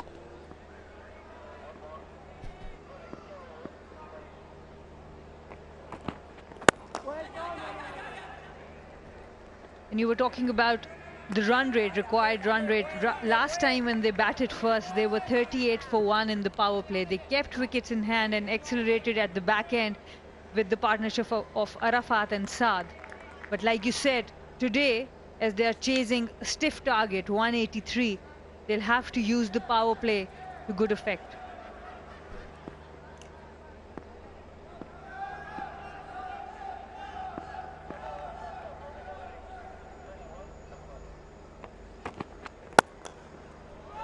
And again, this is fine batting by Benkenstein. All he's doing is using the pace of the delivery and he's focusing on gap finding. Does quite well. Saiton erring on the fuller side this time. Too full. And again, just the pure timing. He doesn't look to hit too hard. Just playing in the gap. Times it really well. Sparkled twice in this over so far with lovely drives. Benkenstein. Nice simple technique from the young man with a stable base. Osaka Batteries, one of the sponsors. You can join the Juniors Junoon contest, like on Facebook page, answer the question, win prizes.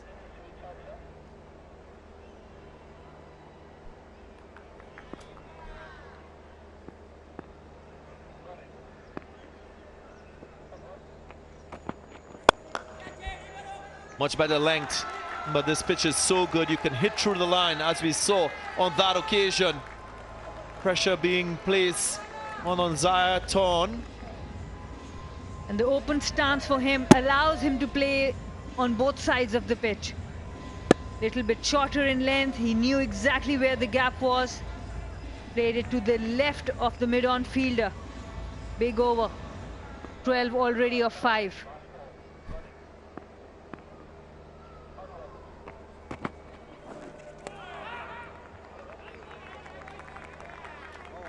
After 2, 16 without loss.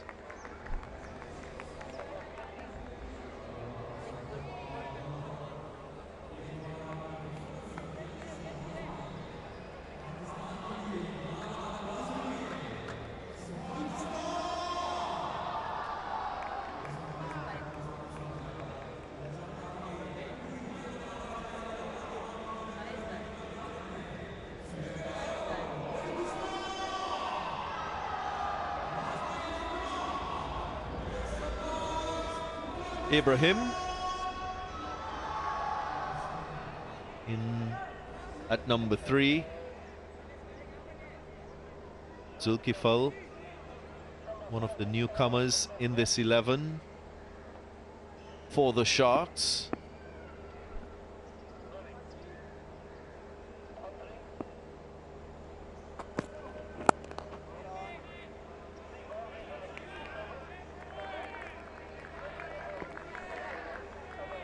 The last over was really good for the Sharks. Benkenstein getting the better of Asai Thorn. First the cover drive, then the square drive, and then brilliant shot to mid-on. If I was Isaiah Thorn, I wouldn't be worried about that last delivery that was struck before. It was taken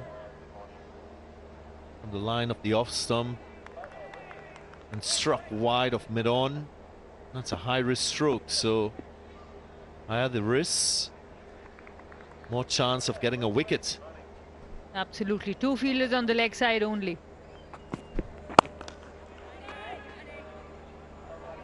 For Shamil Hussain, there's a clear plan that they're going to make him play outside the off stump. The first slip has gone to third or a fly kind of a position, just 2 fielders on the leg side, everyone else on offside. Yeah, it's really good from the captain, Saad Beg, to assess an opposition batter and devise a plan that he thinks will be fruitful for his team. Gone for the big shot. Falls short of Isaiah Thorn. Maybe a misjudgment on his part. It stayed a long time in the air. And in the end, he had to take the dive out. Didn't get there, but concedes 4. The fielding has not been the best. And this is what field setting can do to a batter. The captain was frustrated. He went for the shot. And Isaiah Thorn missed it completely. Goes for 4. Frustration for the bowler.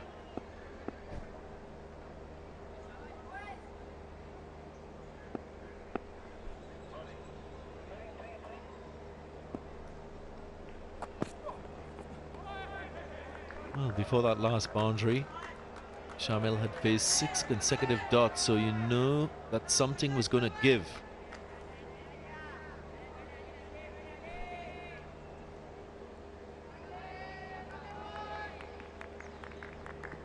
That's important in T20 cricket too. As a bowler, you've got to focus on just trying to stay in control of your lines and lengths. That pressure. It's a big burden on a batter when you can bowl a lot of dots.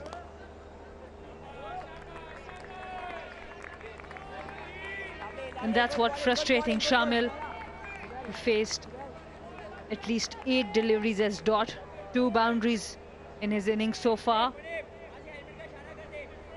And he understands that the required run rate is 9.35, so they can't lag behind.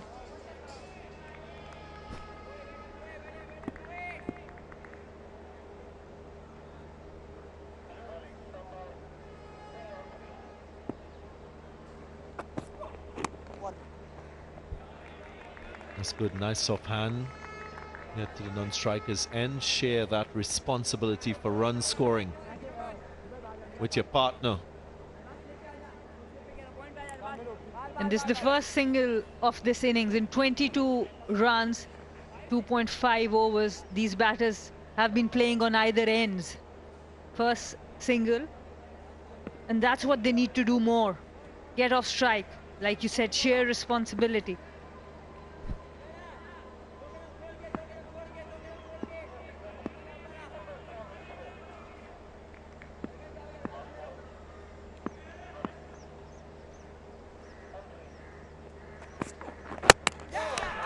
Cleaned him up.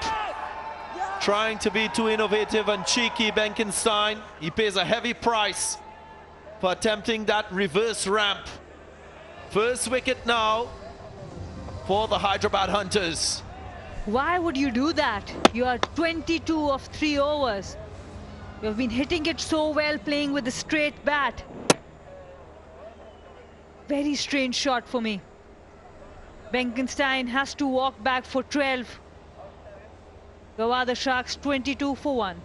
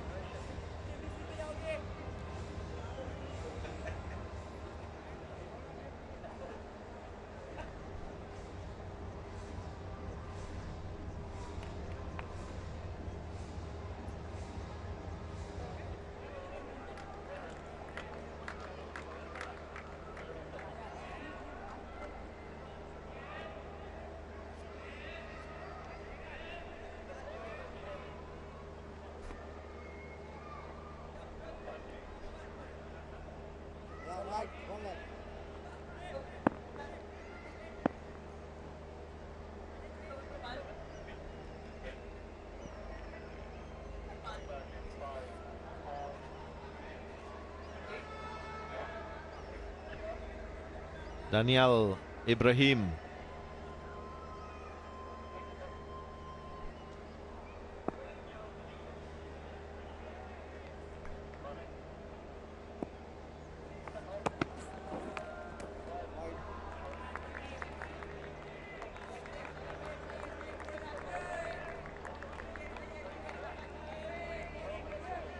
Again, sometimes as a batter you make the wrong choices, you pay the price for it.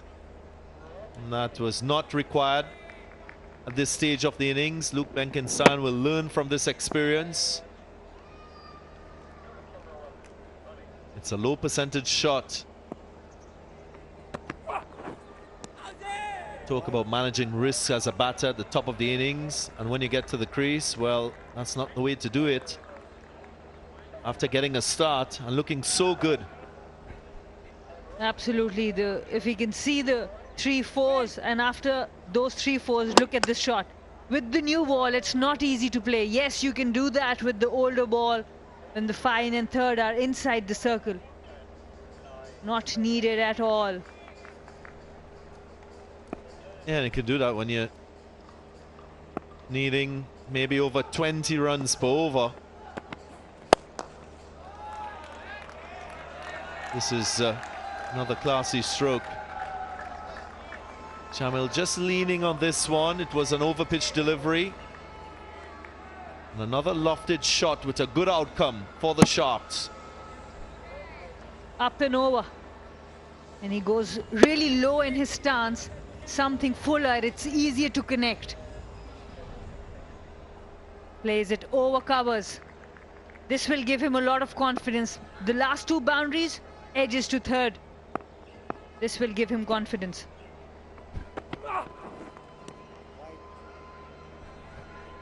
And that's the art of the new bowling with the new ball. You are already given 2 extra runs. 3 wides in this over and 1 4. Last ball of the previous over was a wicket. As a new ball bowler, you need to put pressure on the opposition. Yeah, and understand what's happening from the other end with your bowling partner. We've seen a nice economical spell of 2 overs from Nasir. Isaiah Thorne's first over was quite expensive. He conceded 12, so again, you can't just think about your 6 deliveries that you're bowling. It has to be viewed in the context of your bowling partner on the other end and in the context of the game and what's required. Absolutely. Bowling in partnerships. You don't have to do anything extra. Just try to see what the other bowler is doing, how he's being successful, and bowl dot balls to complement.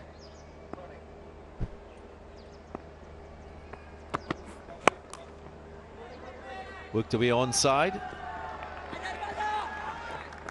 Efficient stop in deep backward square. Also want to reference that innings we saw from Basit Ali yesterday when he scored that brilliant century. Young man showed exactly how you should approach batting in T20 cricket. Hallmark of that innings was the way he went about starting his innings. He was watchful, he managed risks, and he didn't suck up a lot of dot deliveries. First 100 in Pakistan Junior League going to the young man. Was quite prolific, a half century in the first game, then an unbeaten century to see his side home. Something similar will be required from Gwadar Sharks here. They are chasing a steep target, 183. On target for now. Yeah, just saying with Basit Ali, he played conventional cricket strokes. When he wanted to find the gaps through the onside, what he did was change his guard a bit, moved closer to offside, just to try and get closer to the ball, hit leg side, backed his paw to hit down the ground. And he was really good on the back foot as well for against the spinners, the fast bowlers. Used that cut and pulled really well. And even down the ground, he was able to get 6s, the maximums of the back foot. My memory serves me well. He only Sucked up 11 or 12 dot deliveries. That's 4. Again, length down the leg side. Help yourself if you like. And that's a poor over from Munib Wasif. With the context of the game, you have had the opposition down. Just look at that shot of the length. He has got 2 fielders on the leg side, but it was not a well-directed shot delivery. Shamil Hussain connecting and piercing the gap between deep square and deep fine.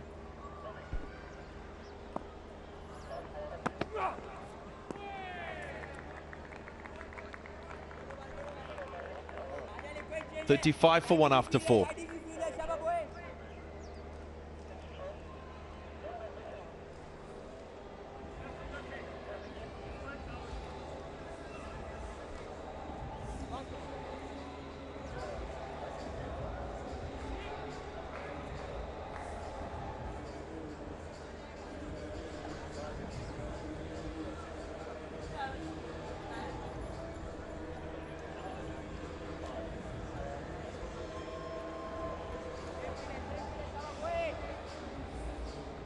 Views of Lahore, capital city for the province of Punjab.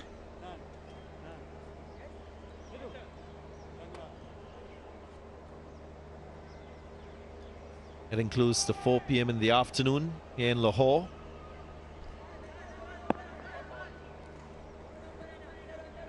Beautiful city, the weather getting better and better as the day progresses.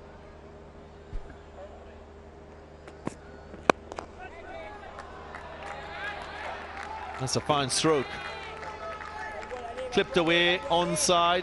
No space on this delivery. He's got a fair bit of experience. Ibrahim, 12 first-class matches with over 500 runs.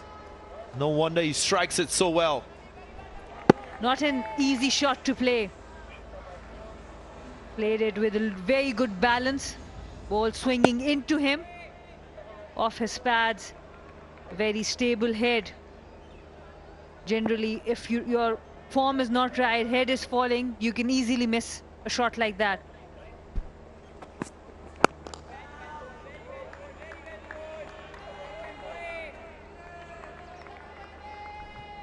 Ali Nasir into his 3rd over. You don't see very often in a power play a bowler bowling all 3 overs. But because he's got a wicket, the captain is backing him.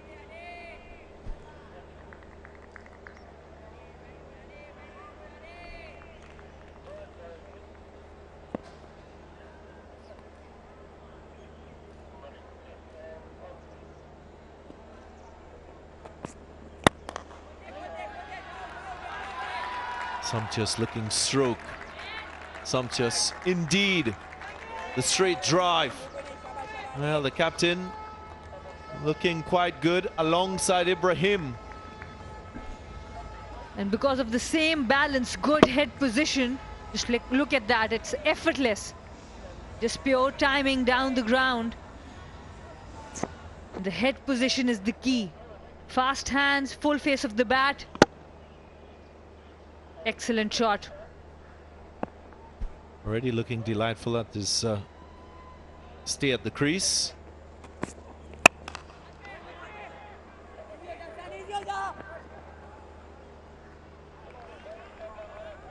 They've notched up 9 fours so far. Kingdom Valley, sponsor here at Pakistan Junior League. Go to @Kingdom Valley PVT Limited and win prizes. So many prizes to win. So many sponsors giving away so many prizes for all of you watching cricket.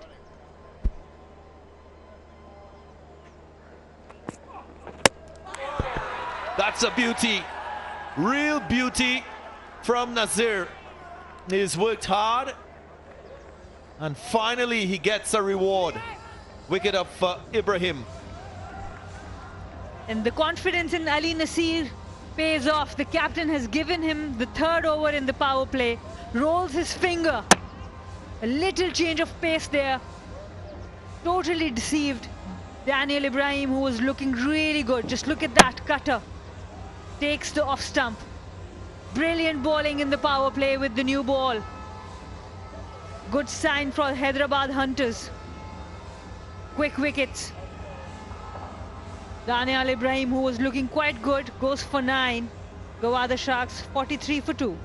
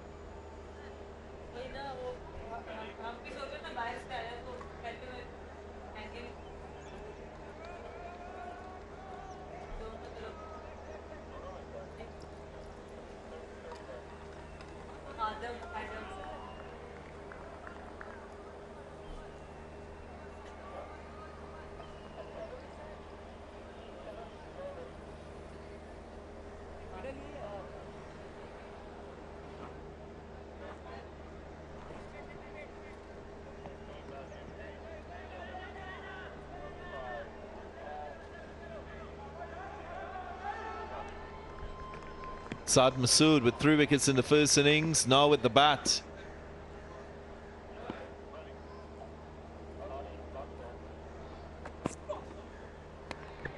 Gets a short delivery, signal wide, a little too high. But I really like what I saw from Ali Nasir a couple deliveries ago. That variation that he's shown to roll his fingers across and down the seam, just to take pace off, get a little bit of grip from the surface. That's the skill he'll want to develop, and who knows, many of the players participating in this Pakistan Junior League could try and hone that type of skill, especially as a seam bowler.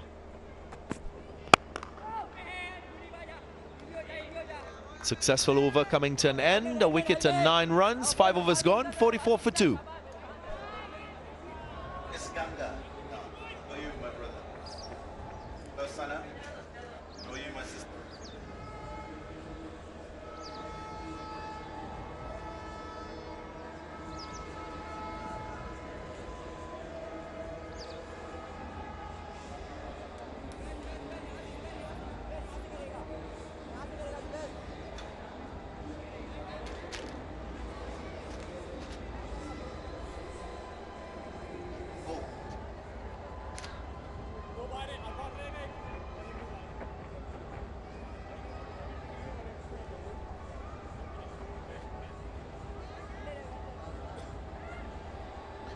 .44 for 2, plays 60 for no loss. Hyderabad, of course, ended up 182, highest total so far, batting first. 9.27 is the required rate. 8.8 the going rate, 139 still needed and 90 balls.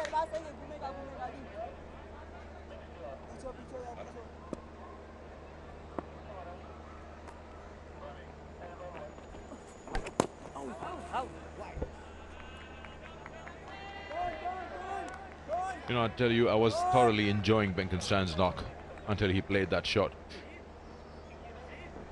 And this top of off, that's exactly what you want from a fast bowler. Yeah, nice skill, just flicking it out with the fingers. Have a look at this. Just flicking it out the back of the hand. You can see the seam actually revolving facing the slip cordon.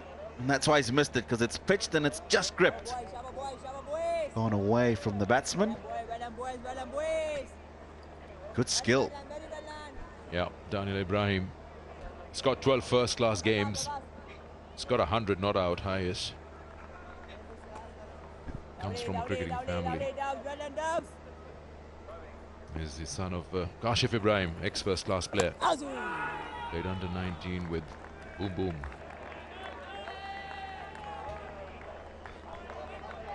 Just concerned about a couple of the strokes you've seen these guys play. You were talking about Benkenstein just now.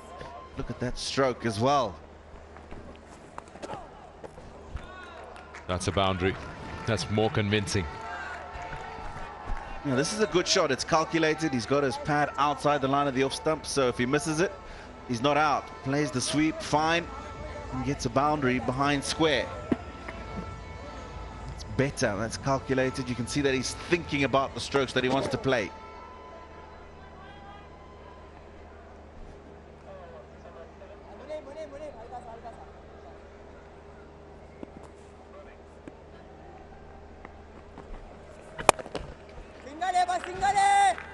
Should come back. That's a good effort there. Slight misfield just gives them that much room to complete the second. Earlier they had decided not to go for that. It's only that misfield that got them that courage. He's actually done well to make sure he stopped that, because it looks like the bounce before him, the last one, the ball just skidded along the ground. Again, one bounce. So runs are coming in. That's probably the right way of going about it, because they need a consistent 9 runs and over from here on.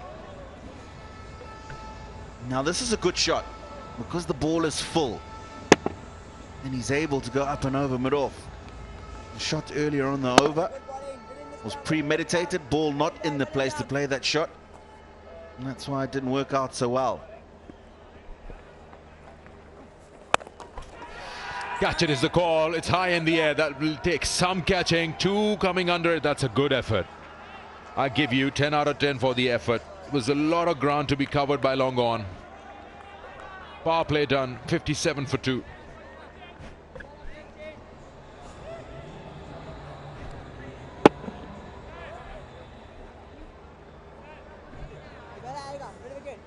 Now he's tried desperately to get there. It's unfortunate. What he's done well is he's still got the body behind the ball, so that made sure it did get past him and get into the boundary.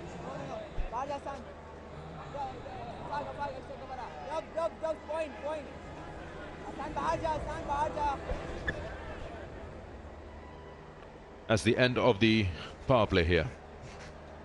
You're talking about the shots that were attempted by the Sharks and what we've seen, how Bergenstein got out, and then just a while ago Masood. It's just also the 183 to win this match playing on their mind, and we don't really know the capability, who is a power hitter and who's playing out of his comfort zone. But you're right about that. Just don't throw your wicket away, because we've seen that this square has got a lot of runs in it. 179 was chased last night. Today 183 odd. Just scored with some good batting. You'll get your opportunities, and you've got a good start, because you are actually at 9.5 runs and over, and your required is 9. Yes, I know that it's difficult to maintain that, but you'll get those big overs somewhere in between, a couple of them, and it's always good. When you talk about your run rate showing 10 runs and over, you just keep taking the game deep, and if you need 15 of the last, you can take it. You fancy your chances. Decode, another opportunity to win prizes. The official smartphone partner for PJL 2022. You can visit their media pages and get prizes, fabulous prizes.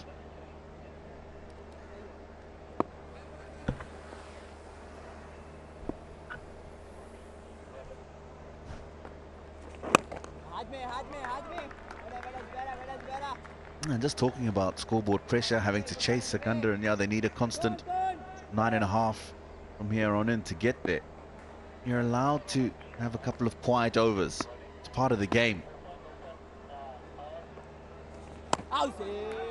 Because there will be overs where you'll go well above the required 9.5 or 10 to the over, whatever the case may be. What's important is to have the mental fortitude to know that it's a good over, it's okay. Allow them to have their good over. The fielding side.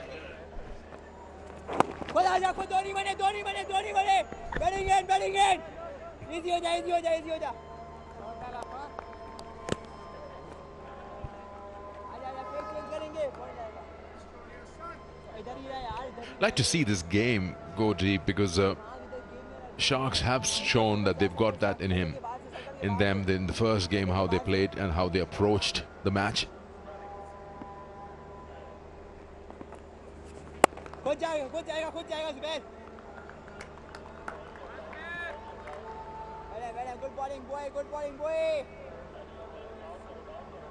Yeah, a very noisy keeper. Well, he's the captain, Saad Beg.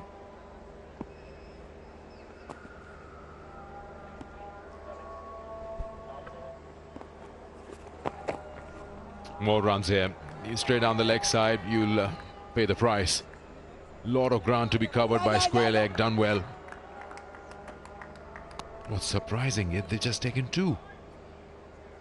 End of the over, 61 for 2.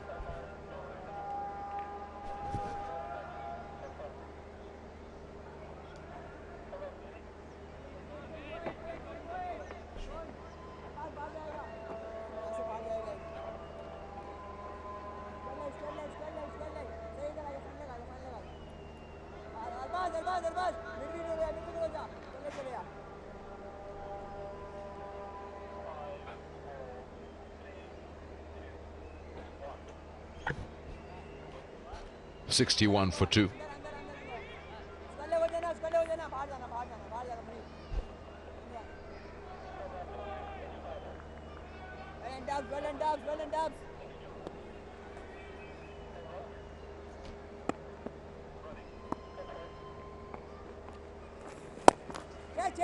Slightly short. He's got enough protection on the onside.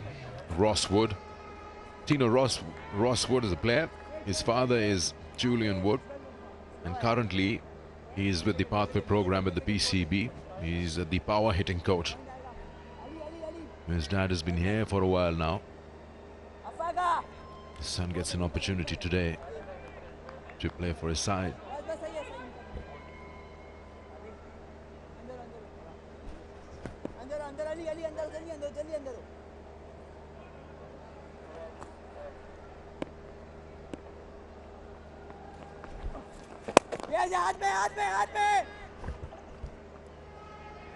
Yeah, the short mid wicket is there to stop that from single.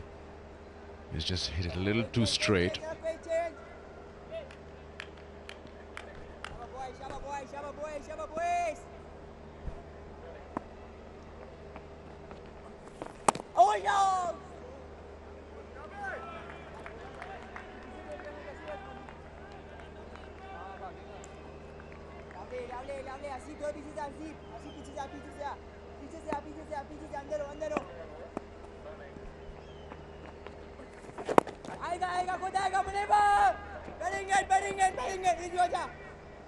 Like the length Rosswood is offering, and he's keeping it tight.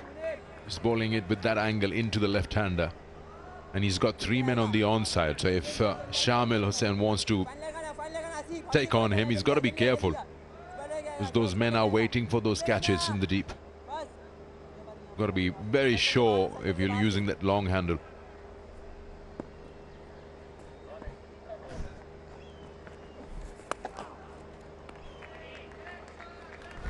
Nicely played once again. Now that man who's at backward square, I think, just needs to move a little bit finer, because it's twice in the last couple of overs that he's got that ball fine.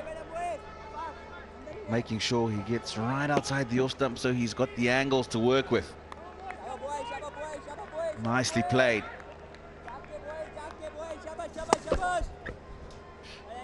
Yeah, it's a good observation, because what Ross is trying to do, both to the right and the left-hander, is he's targeting his pads.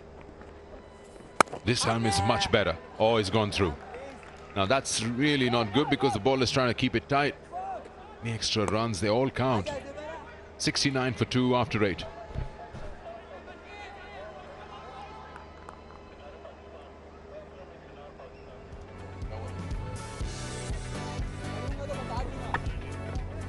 Minar-e-Pakistan. The Pakistan resolution was signed here in 1940. It's in the heart of Lahore. And once you come to Lahore, you've got to visit the place. You can't miss it out. Minar-e-Pakistan, that's the Badshahi Mosque in the background. That's the Lafi Stadium, of course.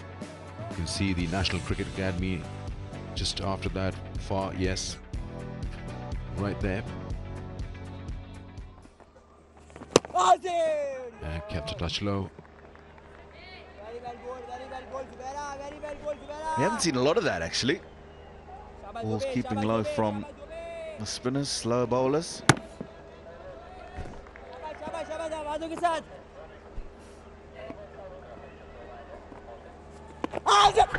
That shout is good. He's given him. Too close to the stump, and he just missed out on that turn.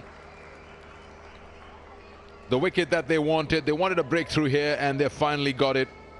Masood, the batsman in question, now are they going to refer that? Are we going upstairs? Yes, we are going upstairs. Wants to have a second look. He's got the right to do that, but he's been given out by the on-field umpire, so the ball has to completely miss the stumps in order for him to be safe. Well behind the line. Zabir Jr. Once again, as we've seen throughout with the spin bowlers, ball just sliding on. Batters not presenting the full face, just going slightly across the line of the ball. You can see there gap between bat and pad. The ball's going across from right to left as opposed to straight down the line to meet the ball with the full face. That struck him pretty much adjacent to middle stump.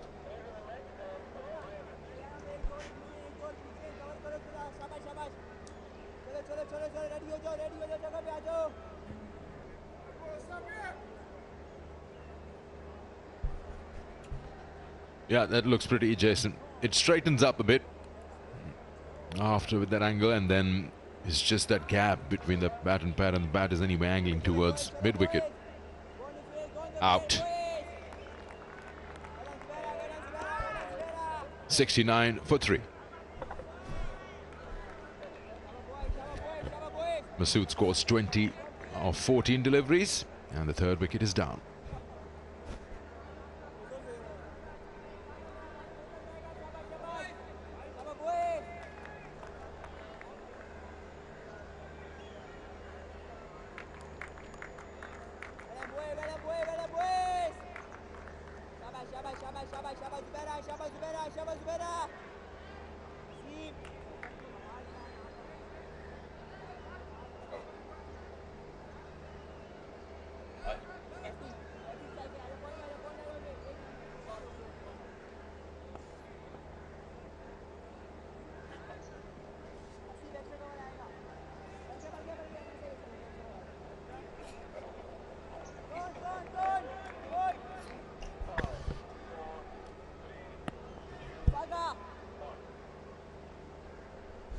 Arafat Minhas, the star from the first game that the Sharks played, was the all-rounder and the player of the match. Scored a 40 not out, helped the side to get to a good score, and then later on took 2 wickets for 30 runs in his 4 overs. An all-round performance from Arafat Minhas. More is needed from him in this game.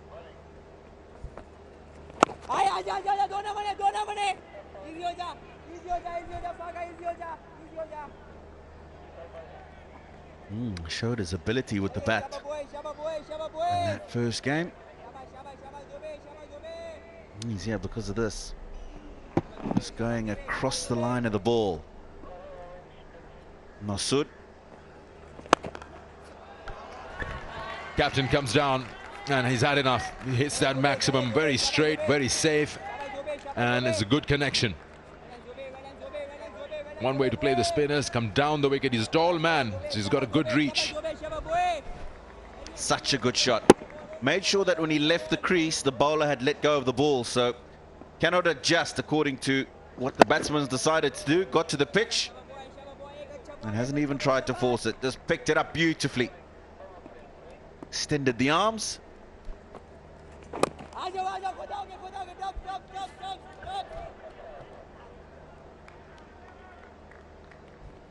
It happens when you are looking to get some big overs somewhere. You want to upset the bowlers, force a few changes in the field. You've got to take those calculated risks. It's a bit hazy today, Tino, but sun just coming out from behind the clouds. Setting time, winters are coming in, but very slowly. Still pretty warm in the afternoons.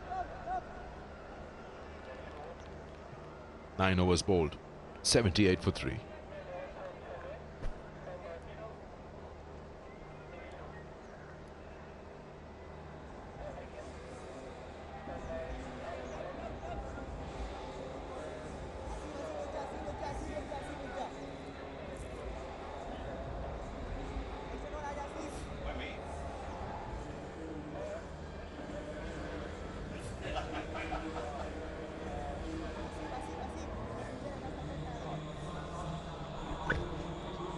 comparison. Well, rather, actually, the real situation, not the comparison.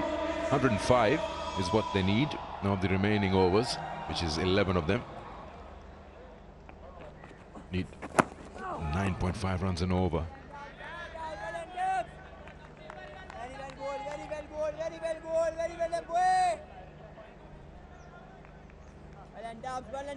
Hunters have done well, Tino, from what we saw of them in the first game. I think Darren Sammy's had a word with them. Also their coach. They've sat and the think tank has got together. Just reminding them it's a single league. You can't just not give a fight. And today they come out as a different team as altogether. I think if I can be ultra critical, I'll probably be disappointed that they only ended up with 182 on the board. 12 overs gone, they had 121 runs on the board. Both men still in the openers at that stage, and they would have wanted to get probably closer to 200. However, having been asked to bat first, getting the highest score in the competition so far, they would have been happy. I think had they been asked before the game, that they would have got 182 on the board. That match still going on. A lot of work still to go on. Opposition 2 balls away from the halfway stage, 80 for 3. Under 10s required from here.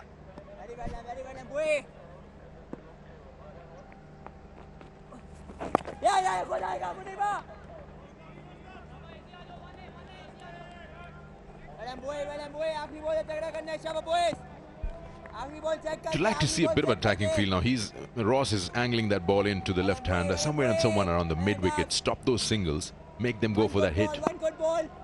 But you might probably have to sacrifice one fielder in the deep on the onside. End of the over, 10 gone, halfway through. It's 82 for 3.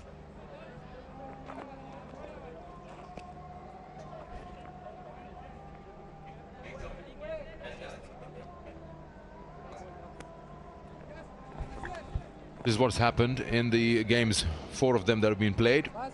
And Gujranwala needs to do something because they've lost 2 out of 2.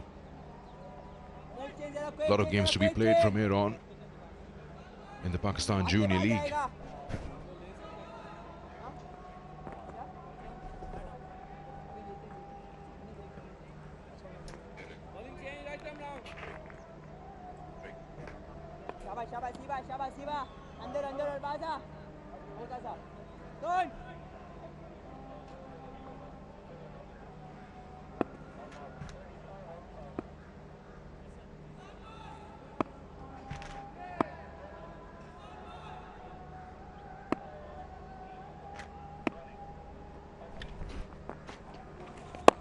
Into the 11th over then, and the Sharks still require another 100 from 59 deliveries.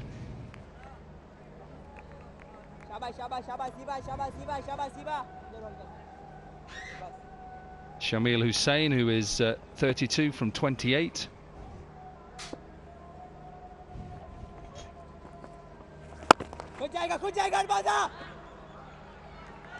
Arafat Minhas has played this one really well. Excellent timing on that one. Just felt that he just placed it in the gap. Because the outfield is fast, the timing was good, it just went away for 4.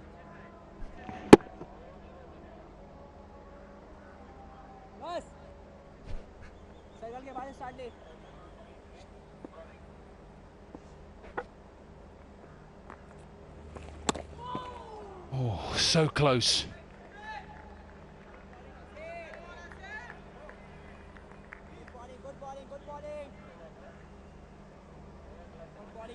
Asib, who's into his first over here, just out the front of the hand, just goes on, nearly bowls him.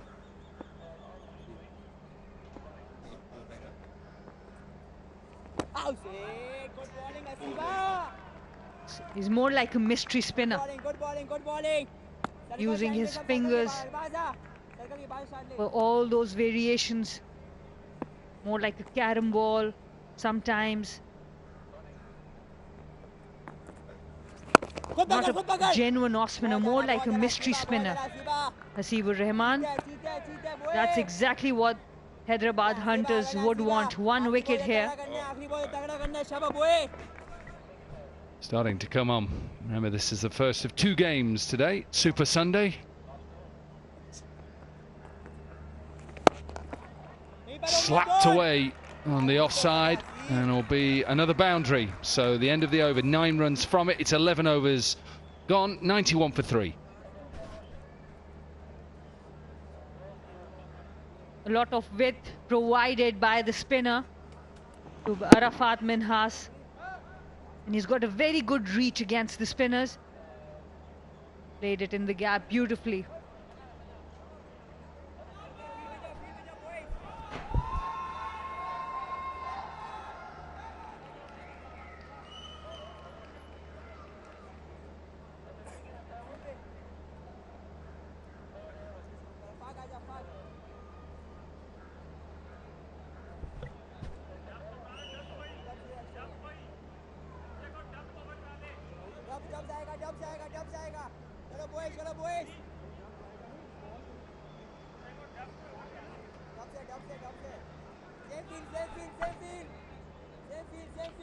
Points table so far. The Sharks, who are in trouble, 92 from 54 to go 2 from 2. And the Hunters are looking for their first win. 2 wins for the Royals sees them top. And this afternoon's game, or this evening's game, the Raiders, they take on the Warriors.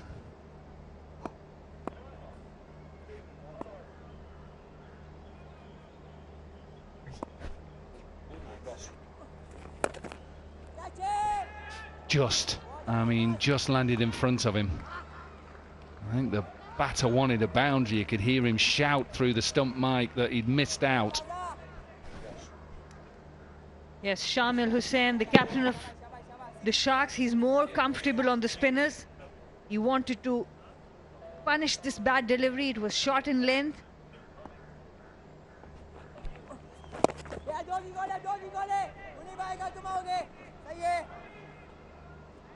Yeah, it's good. I like that from the fielder as well.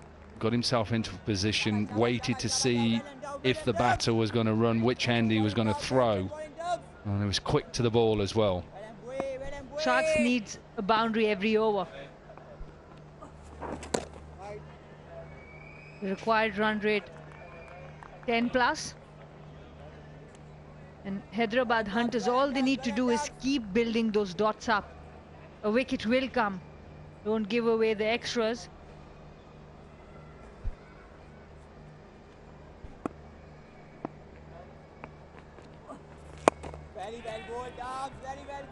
Yeah, you feel something is building here. And when I say that, I think they're looking for a boundary here. We've halfway through this over. He's running around the wicket, just taking pace off. And you just fancy that Shamil Hussain is going to look for a boundary. Maybe go straight. He's hoping he drags one down. And then he can either cut it away or hit him over leg side. 2 fielders, or 3 fielders are set back on the leg side. That's what he's looking for. So he can pick it up and hit it out the park for a 6. And he has been looking for this shot on the previous ball as well. He was not able to do that. This time shot again on the leg side. Shamil Hussain doing the rest. That swivel and good timing for maximum. Brings up the 100 of Gwadar Sharks.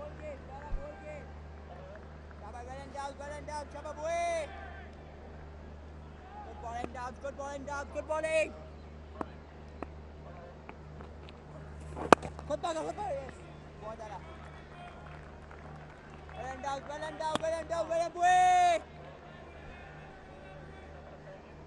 With every dot, with every boundary, it keeps changing. Interesting phase of the game.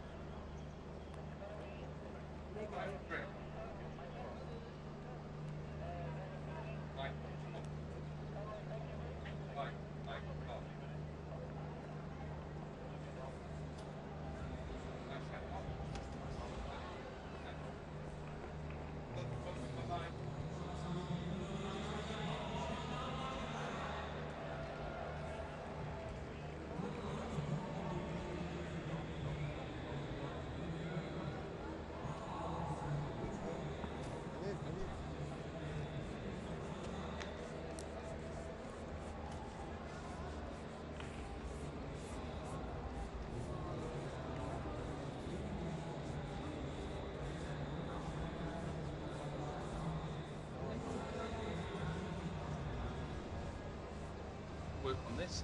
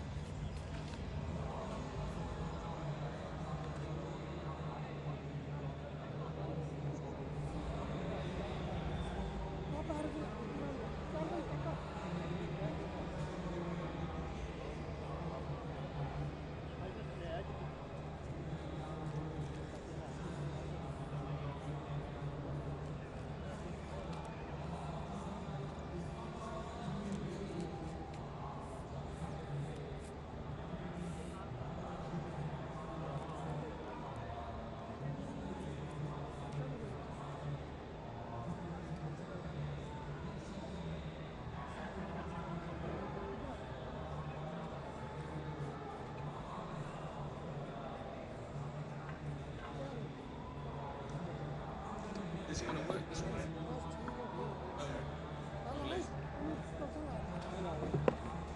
Wide. Go on.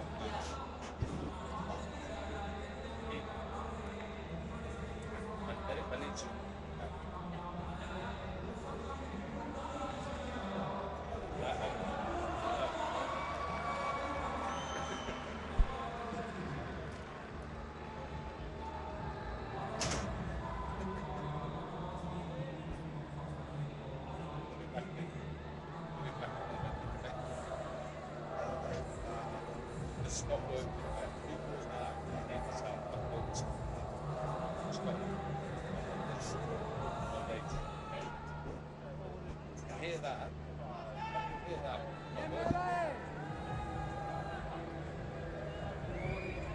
101 for 3 then off 12 overs.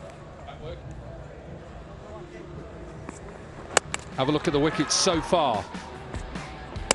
Luke Benkenstein, who was bowled, and Daniel Ibrahim is again bowled by Ali Nassar, and then Saad Masood LBW from Mohammed Zubair Jr. So remember, chasing 183, the Sharks to go with back-to-back wins. They still require 82 from 48. Good partnership developing here between Shamil Hussain and Arafat Minhas, 32 of 23. For them to chase this down, they need a good partnership here.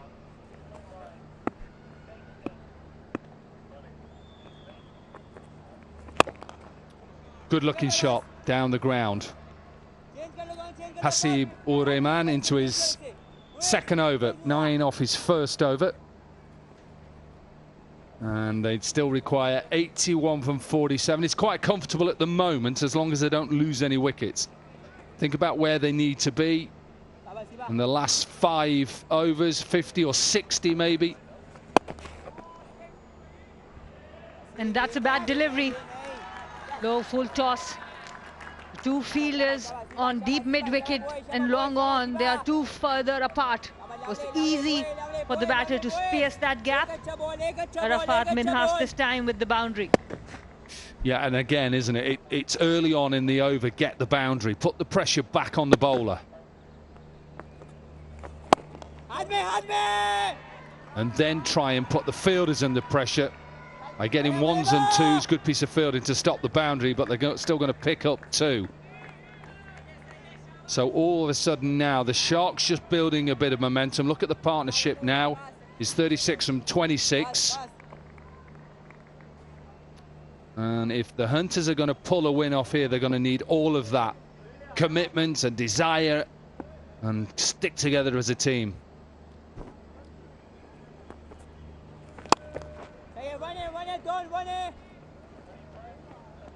And Hasib ur Rehman, he looks like a good bowler. He's got some variations, but the control on the line and length is not there. Sometimes he's too wide, too full. That's where he needs to be more consistent.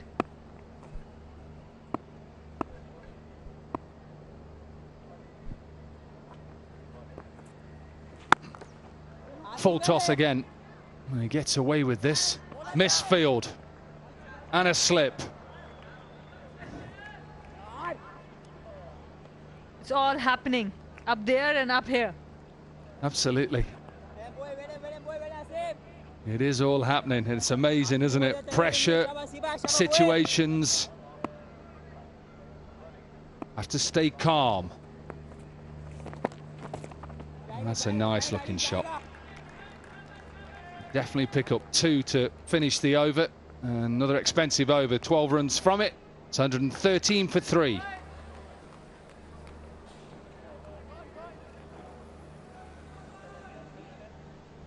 I go back this way. I'm lazy now, everybody can get, yeah? Keep it. G. G.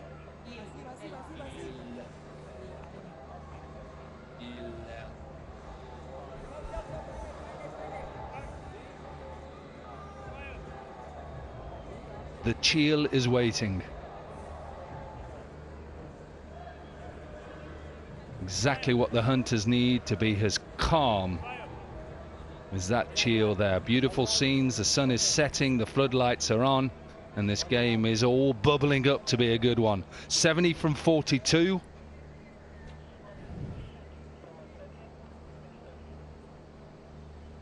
Floating. Isaiah Ton with his second over, just making sure he's got the right run up round the wicket to Arafat Minas.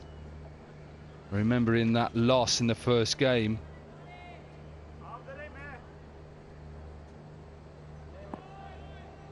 Actually, in the win in the first game, did well, didn't he? 40 off 24 and 2 for 22. It was a decent outing for him in that win. Of course, he was player of the match. It was a big appeal. Big appeal. Enthusiasm. Benkenstein got the better of Isaiah Thorn in the first over. Starts off really well with the first ball here. Saad Beg would want his premium bowlers now to step up.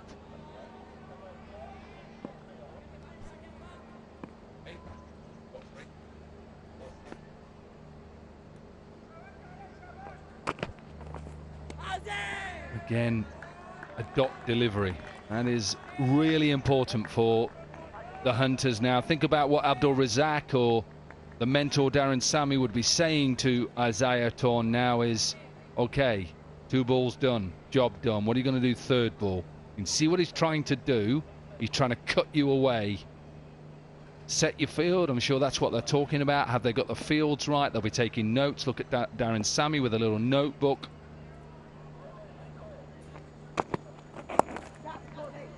And if you're going to get hit to the side that's protected.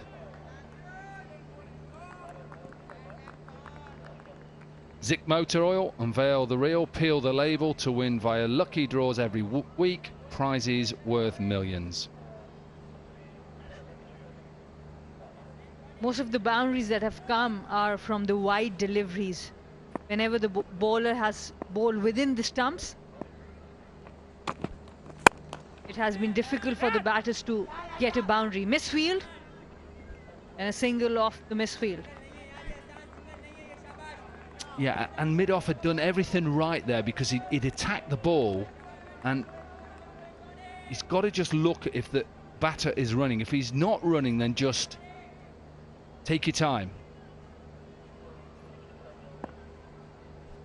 You need to be calm there, stay low, first grab the ball, then throw. Oh, it's a good take in the end. Now, does this pitch on the actual wicket? It will be a wide. Yeah, it's given a wide. Remember, if it doesn't pitch on, it's a no ball.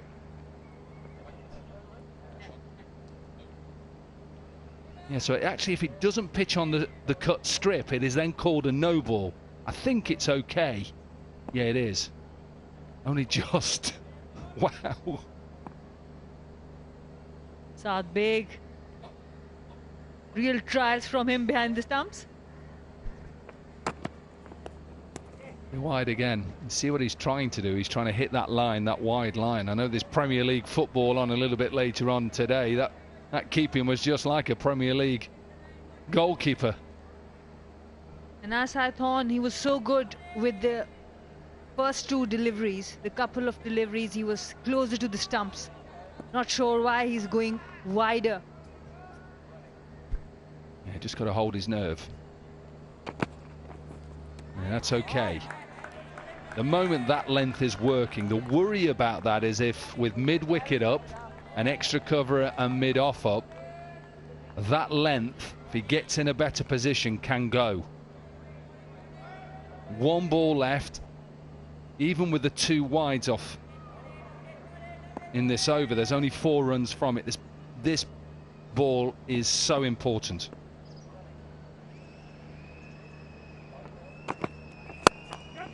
Exactly what I'm talking about with mid-off up, and that length, it's going to run away for a 4. That boundary has just helped them get to 8 runs from the over. 121 for 3.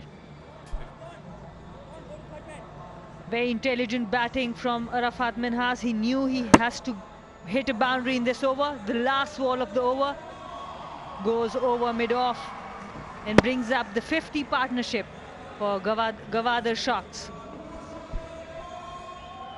Yeah, I just think could they have changed that field then for that last ball and gave him a bit more protection, either deep mid-wicket or long off back.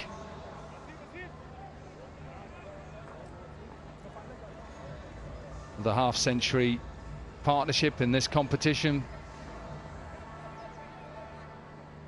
between Shamil and Minhas. And now 62 from 36. The Sharks, if they can get another over of 10 or 12, gives them 50 in the last 5, which in 2020 cricket is comfortable. When I say comfortable, it still needs to be got. It's not easy. When you bowl inside, anything above 55 in the last 5, and you bowl anything like, you should win the game. Absolutely. 2 good overs either side. For either side can change this match completely towards that team. Muneeb Asif, he was really expensive in the first over, but he is key player for this team. He needs to deliver. That's all right. Ball 1 done. Should have not been a single. Should have been picked up and run out. It's all going wrong.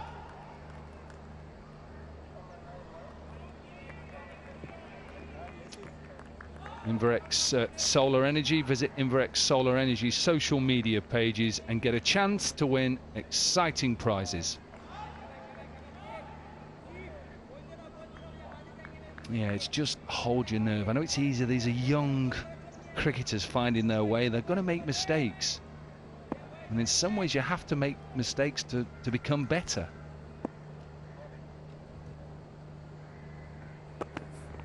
Bowled. Oh, again, you see, not easy for a keeper, but it should just be a dot ball. The bowler has done nothing wrong there. It's a perfect execution of a Yorker, and the keeper couldn't stop it. And at the moment, the luck is favouring the Sharks. Outside edge, the keeper misses it. He did have a hand on it, kind of slowed it down, but not enough to save the boundary. Yeah, not a lot he could do, really. He's executed his plan perfectly. Now he's just got to refresh himself and do it again.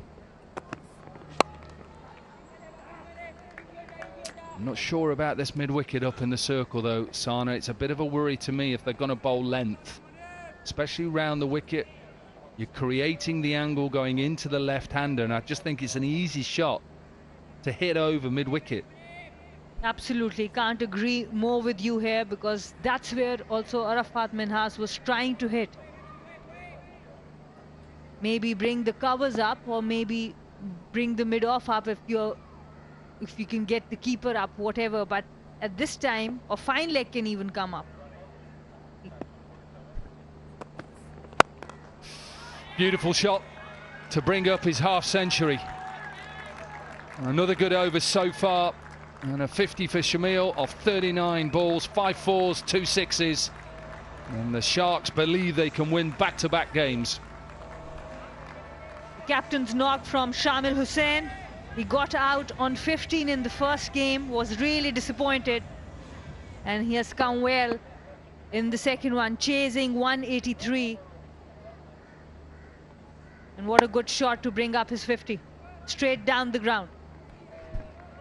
Right, now they've changed the field. They're listening. They're listening to Asana. Mid-wicket has gone back. Fine leg is up. Now, Shamil, does he try and play a little ramp? Oh, It'll be a wide. He gets away with that. Even though there's only 10 extras, still on the higher side, but they have come at a very wrong time. Every time they could build any kind of pressure, they would bowl an extra, give them extra runs and extra ball.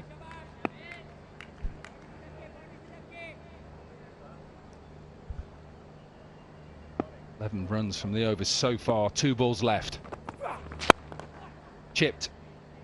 I think it will just be 1.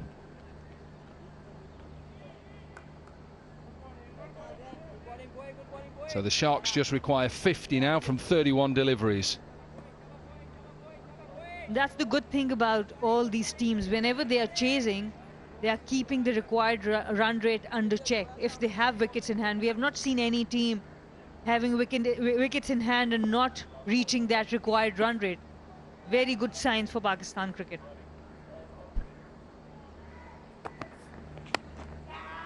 Slower ball. This is going to run away. What an over this is for the Sharks. 16 from it. 137 for 3. They require 46 from the last 5 overs.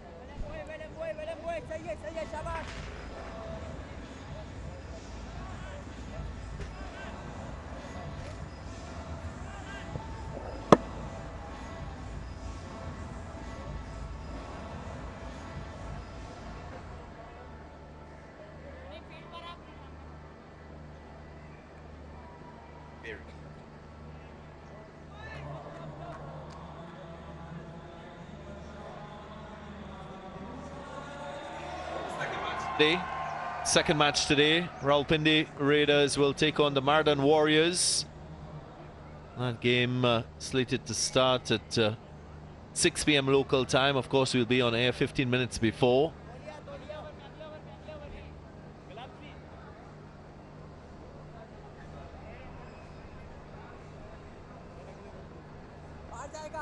Both of these teams will be looking to improve on their performances in the competition so far.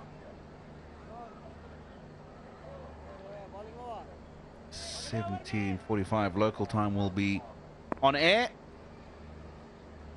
And as for this one, the first one of today, it is hotting up. 46 from the last 5 overs required. And both teams at a similar stage after 15 overs when they batted. Hunters they were 132 for 3. The Sharks 137 for 3.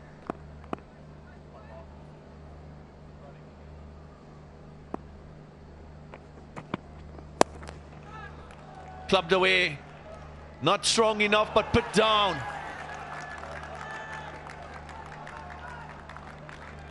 An easy chance goes a-begging.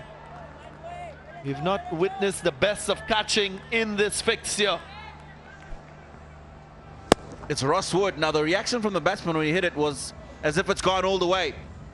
Ross Wood, he's got himself in a perfect position, and it looks like he's just taken his eyes off the ball at the last second. Thorne understandably upset. No ball is the call, so add an insult to injury. There's the signal from the umpire. So after a missed opportunity, now a free hit for the captain, Shamil Hussain, who's well set on 58. Had all the time in the world to settle and to hang on to this opportunity. Just took his eyes off the ball at last minute, went with the reverse cup. Yet again, it's a free hit, so couple runs.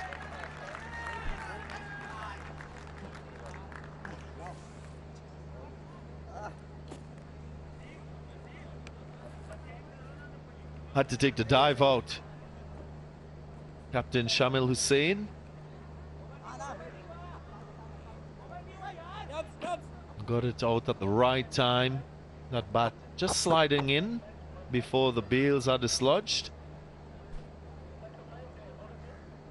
It's really good running. Lovely to see the dive. Look at that. Making sure he does whatever he needs to get into the crease. Darren Ganga.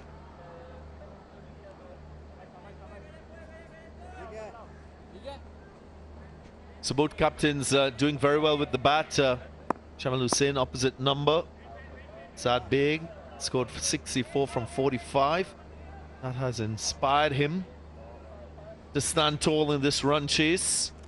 Can he go all the way? 37 from 27 required now. Hunters not helping themselves with the efforts in the field.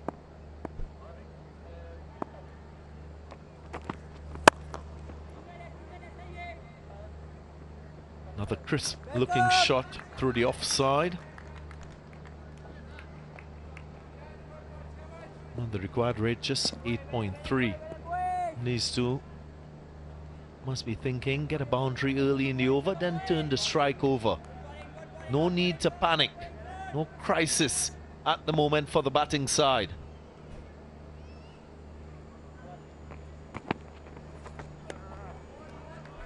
And they've handled that required rate extremely well.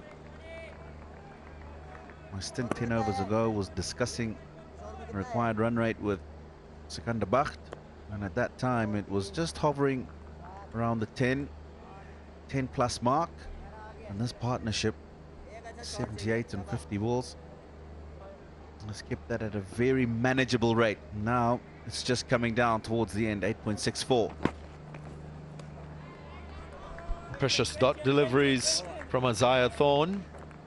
3 dots in the over, 10 runs coming from it, 147 for 3.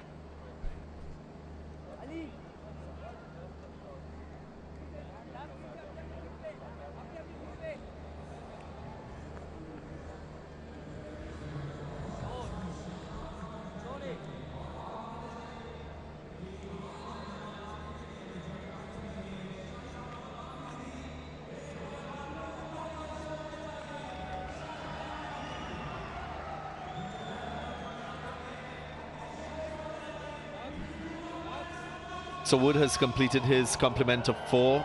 Quite a few options, 5 options available to Captain Saad Beg. Has to make the right calls as we approach the final 4 overs of the innings. Captains are reluctant to bowl their spinners at this stage of the innings. Of the best spinners in the world, they do bowl in this, the death overs. Primarily wrist spinners.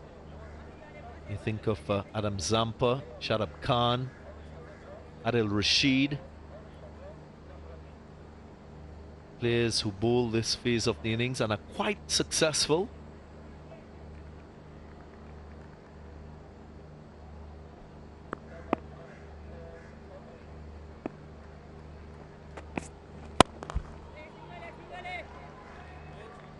Luckily, that full toss wasn't put away, just a single conceded.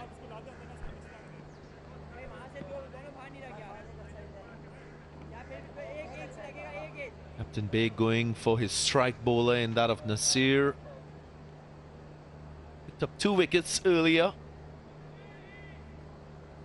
You'll expect an economical over and maybe a wicket. Break this partnership. A very significant one so far, 79 from 52. 3 partnerships previous to this in the 20s, so You want to have a fresh batter in there. That is what Hyderabad Hunters will be thinking. Get a wicket, bowl to the new batter.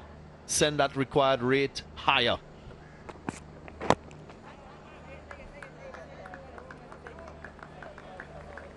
Good Yorker. Right. This inaugural Pakistan Junior League got lots of sponsors. And it's the Osaka Juniors Car Junoon contest. Go to Osaka Battery's Facebook page, like the page, and answer a simple question from the Osaka Juniors Car Junoon contest. And that will give you an opportunity to win one of the plenty prizes from Osaka Batteries.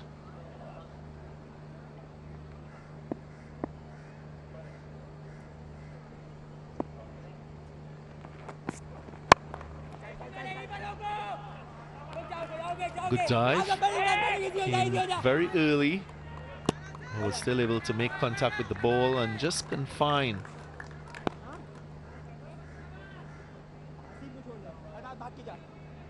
Shamil to a single.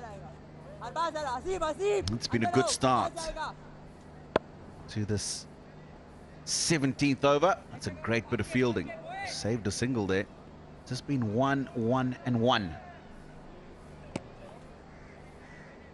He's been trying to get those Yorkers in. He's missed them slightly, but he's got low full tosses, which has not allowed the batsman to get under the ball.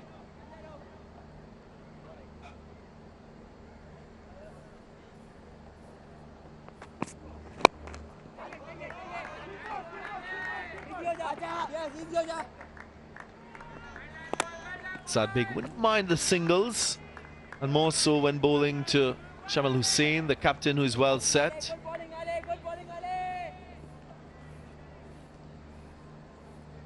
Two deliveries remaining.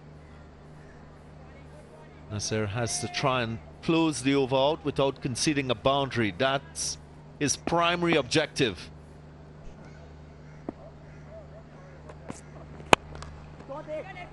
Goes into the slot. Luckily for him, he doesn't concede a boundary this stage of the innings. That's a risky length to be bowling. I don't want to be into the pitch with pace on the ball, pace off the ball. Or you want to nail your Yorker, an attacking Yorker or defensive Yorker outside the off stump. I think he's definitely looking for the full straight Yorker on that occasion. He's missed his length and he's got away with it.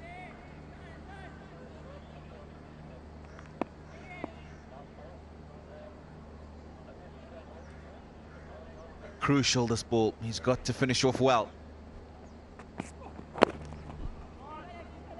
Clipped away and will beat that fielder deep backward square to his left.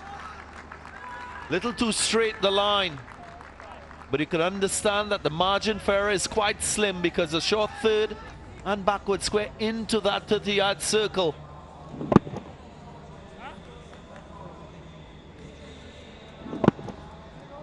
Shamil doing very well to get enough bat on this one. And he gets 4. 157 for 3 after 17.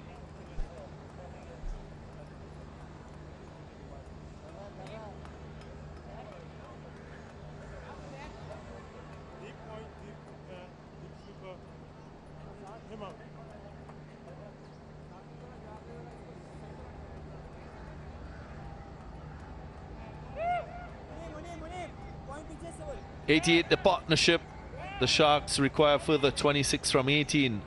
I'm surprised that Saad Beg hasn't gone with his mystery bowler for just one over. Maybe hold him in that 17th over. Has to take a gamble to get a wicket. Right, Zik Motor Oil, unveil the reel, peel the label, and give yourself an opportunity to win via the lucky draw. Every week, millions of prizes to be won. That's Zik Motor Oil.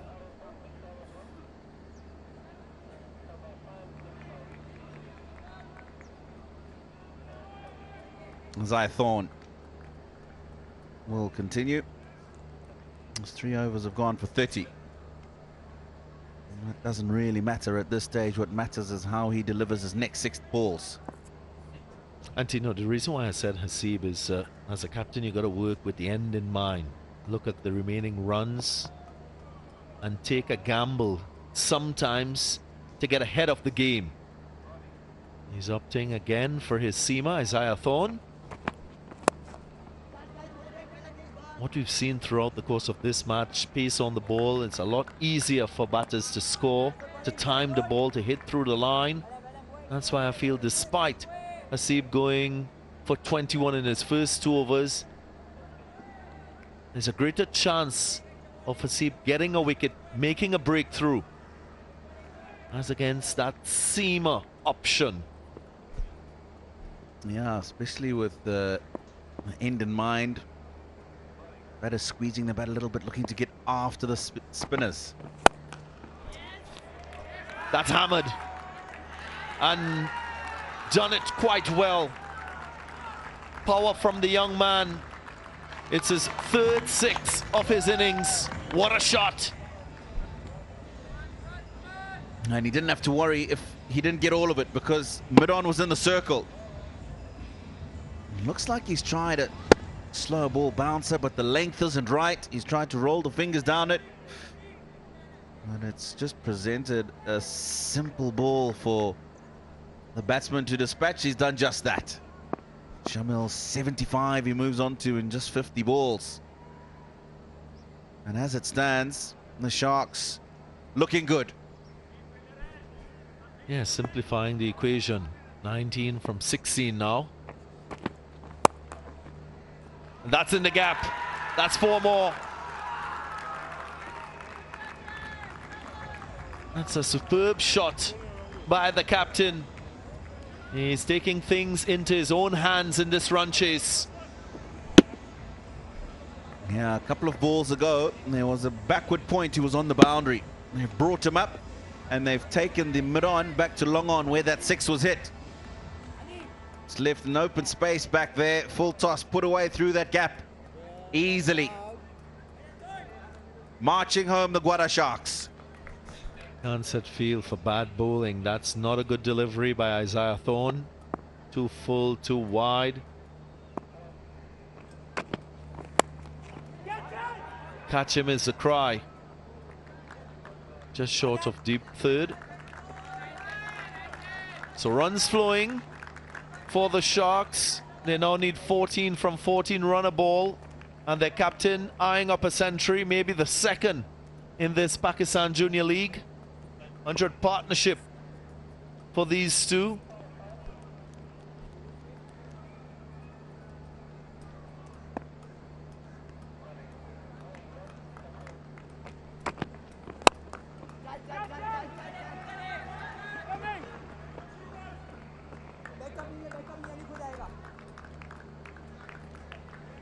"13 runs already from the over." That's not the over that you need in the 18th, especially with just 10 needed in the over.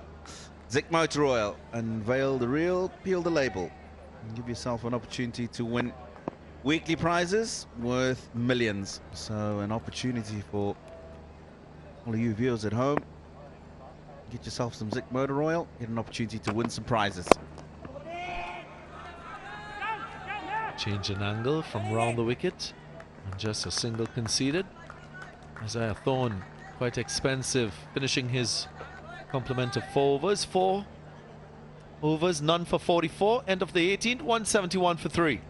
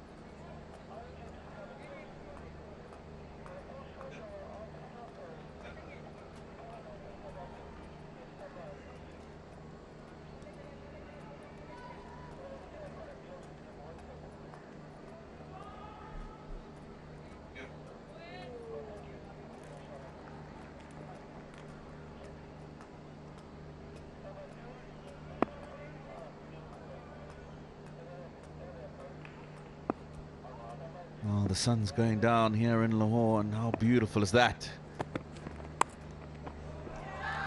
Oh, how unfortunate. First delivery from Wasif.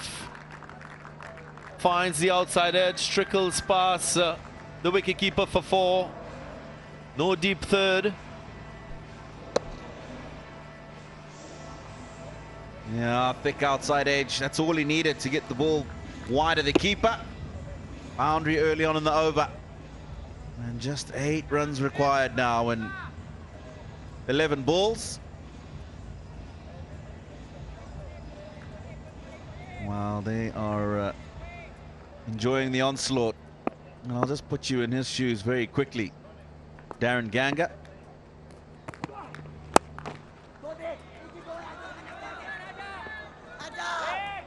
120 after 12 overs on the board, no wickets down, and then only managing to get to 182. Surely he's got to be thinking those extra few runs that we could have got for ourselves would have given us a better opportunity. Looking at the score now, just 7 required from 10. Well, hindsight is always 20/20. I think you give them a target of 183, you take that any day. I don't feel the Hyderabad Hunters have bowled well collectively. They're all cricket and catching. Surely we've let them down on this occasion.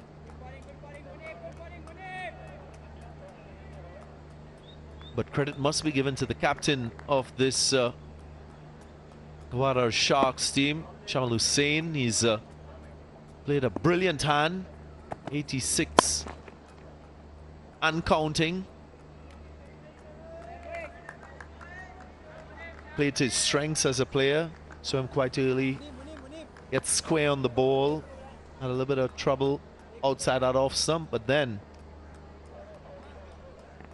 after 23 deliveries, he started to flourish. Scored only 22 from 23 to start, and then in the next 30 balls, 59. Evidence that if you give yourself time as a batter in T20 cricket, you give yourself a better chance of scoring big runs. That partnership, second partnership in the competition, and that's why those two men are looking rather relaxed in the dugout. Halfway stage, needing 183. Probably would have just been thinking, are we going to be able to do that? And I think Mushtaq just gesturing that it's because of him that they're batting so well. That should go all the way. Nope. Into the hands of the fielder. Maybe celebrating too early. He will be disappointed because he's done the hard yards. Captain Shamal Hussain bowling 13 short of what would have been a super 100 and 4 short of a victory for his side. I'll be disappointed. He's just looking to go up and over the man at 45, and it's hit the toe end of the bat. That's why it's gone to the man at deep back with square leg as opposed to where he wanted, but a very, very well played innings. Will be disappointed that he didn't manage to see the team through, but he goes for a well-made 87. Gwadar Sharks, 179 for 4.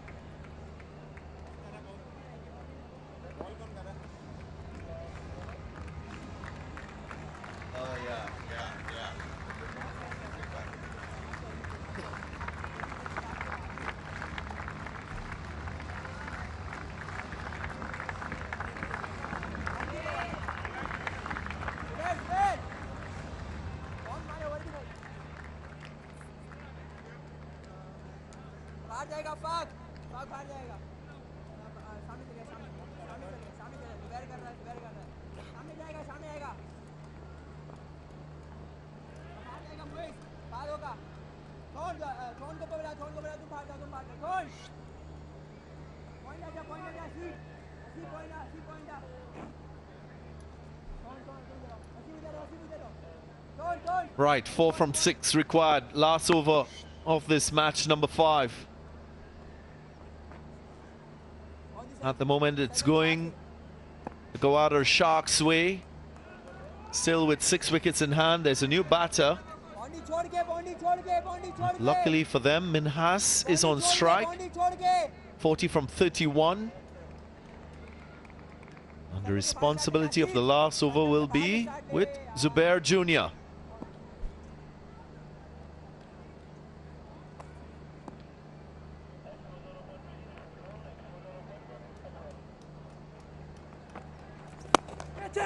On the track, catch it is the cry, and the catch is taken. So, is there a twist in the tail? First delivery producing a wicket, and a little more pressure on the Sharks now.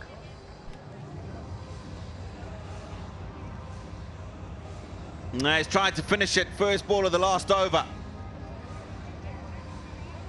Come down the wicket, looking to go up and over the long on. He sliced it more than actually making full contact with the face of the blade. Zubair Jr. gets another wicket, the second. And is there just a bit of a speed wobble in the Gwadar Sharks chase? Minas batted well. Gone for 40. The Gwadar Sharks now 179 for 5.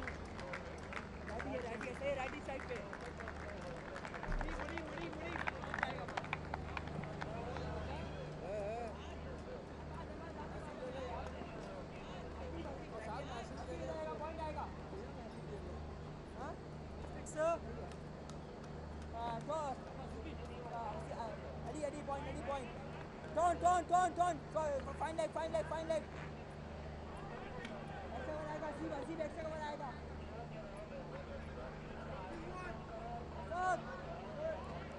Mohammad Zul Kifal brought into the side, one of the two changes. Pressure cooker situation. 4 from 5 required. 5 deliveries left.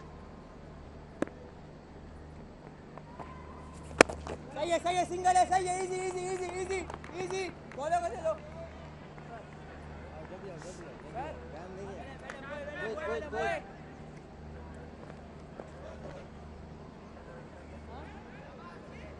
That's the last man to go. He was looking to have glory with the one stroke to win the game. Well taken catch and long on. Just 3 required now from 4 balls. Can contain and stop the single. So Vivian Richards not looking worried, still quite relaxed. Darren Sami more tense. Straight to the field, there might be a run out. Maybe he stepped on his stumps. Bails are off. We will just have to look at this again. So might be another wicket in this, the final over. Yeah, it wasn't in shot, but from up here, saw the bails drop after he had played the stroke. And I think he might just have hit the stumps when he went back to play that cut shot. What a bizarre dismissal this would be at this stage. Let's have a look. Quite interesting. Ball went to point. And evidence there that it's the wicket keeper dislodging the bails.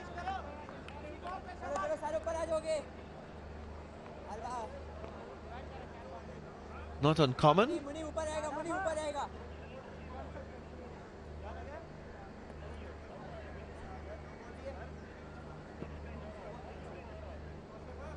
So we should get confirmation of the batter being not out. Yep, there it comes.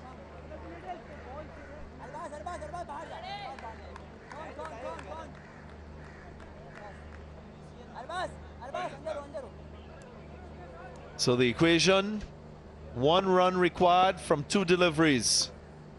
Scores leveled. All fielders within the 30-yard circle. Here we go. In the gap. And that's victory. Victory for Gwadar Sharks. They've played magnificently with the bat. And they've conquered this chase Second win in a row for this wonderful side. An animated celebration from Nazim, who hit the winning runs. All smiles on the faces of the Gwadar Sharks players. Why not? Led out by the captain, who performed extremely well. He'll have to feel for his opposite partner. Was exquisite with the bat at the top of the order. Highest total of the competition in the first innings, 182. Probably 15 runs short of what they would have liked to have been, would have made this more of a contest. Unfortunately, at the end of the day, just didn't have enough runs on the board.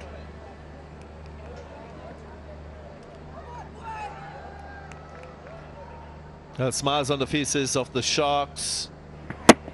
It was in the slot, played the right stroke, gave it everything, and the celebration came out.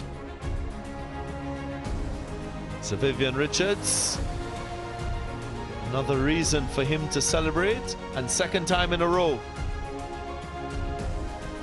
Despair and disappointment for the Hyderabad Hunters. What a game we've witnessed, a high-scoring affair. And only one team will secure 2 points. And 2 points going to the Gwadar Sharks. As we look at the run chase, it started really well with a small partnership of 22. And then the captain was able to stitch together another couple partnerships before the big one. 110 between himself and Minhas paved the way.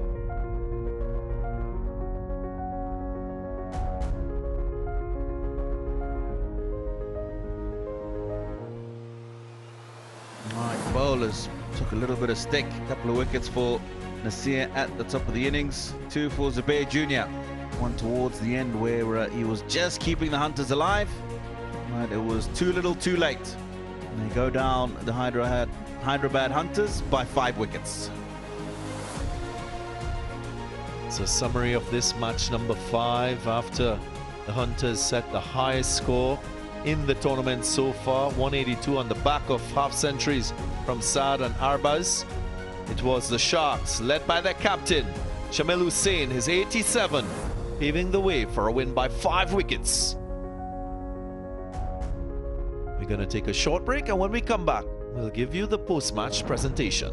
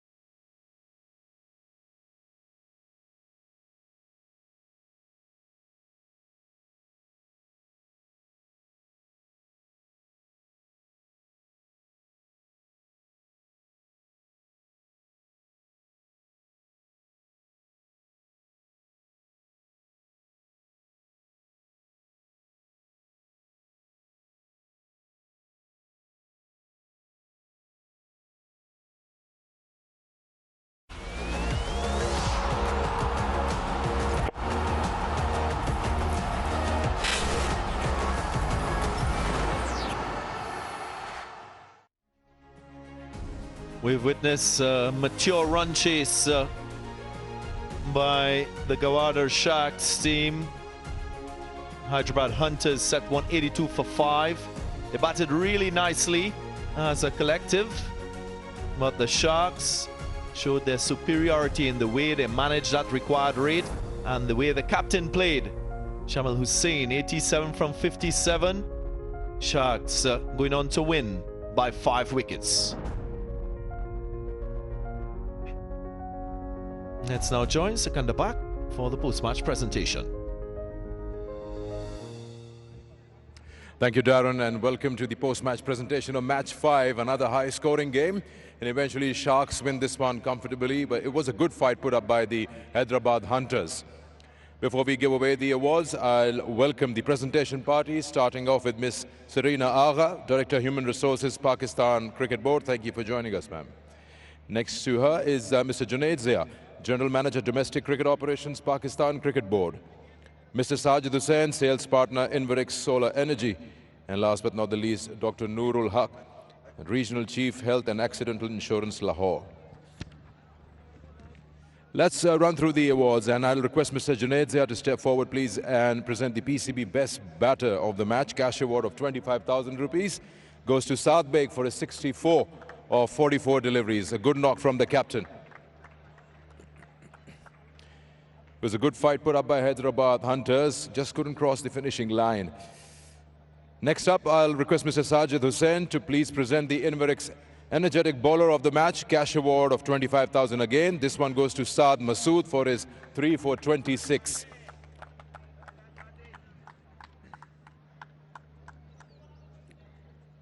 The next award is going to be presented by Dr. Noorul Haq. And this is State Life Best All-Rounder of the match, cash award of 50,000 rupees. And once again, Arafat Minhas, 40 of 32 and a wicket and giving away 13 runs. Back-to-back All-Rounder of the match awards for Arafat Minhas.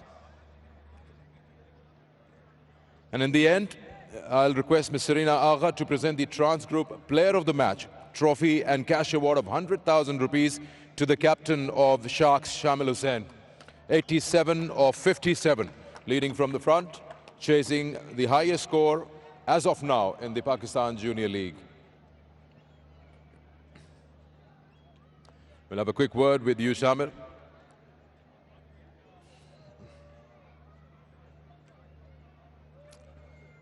First, we'll talk about your innings and then as a captain. Starting off with the chase. You said that at the time of the toss that we're pretty happy with the kind of batting that we have available. We can chase the score down. What was the planning halfway stage? How to go about it?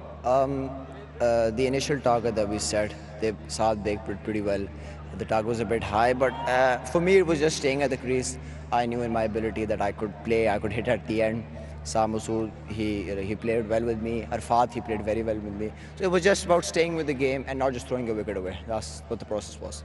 We've seen two high-scoring games and they've been chased, yes, but any concerns about the bowling? When you came out to bowl, you feel that some runs were given away. It was just haywire bowling. Yeah, definitely. When we won the toss and chose to bowl, I was coming in with the mindset that we're going to keep them at 130. But obviously, this happens. It's cricket. They're also here to play. So they played pretty well. We did bowl in the wrong areas, but I think in the end, we did cover it up quite a bit because I think they were looking to score 220. So we restricted them a lot. Well, 2 out of 2. Congratulations and keep going. Thank you.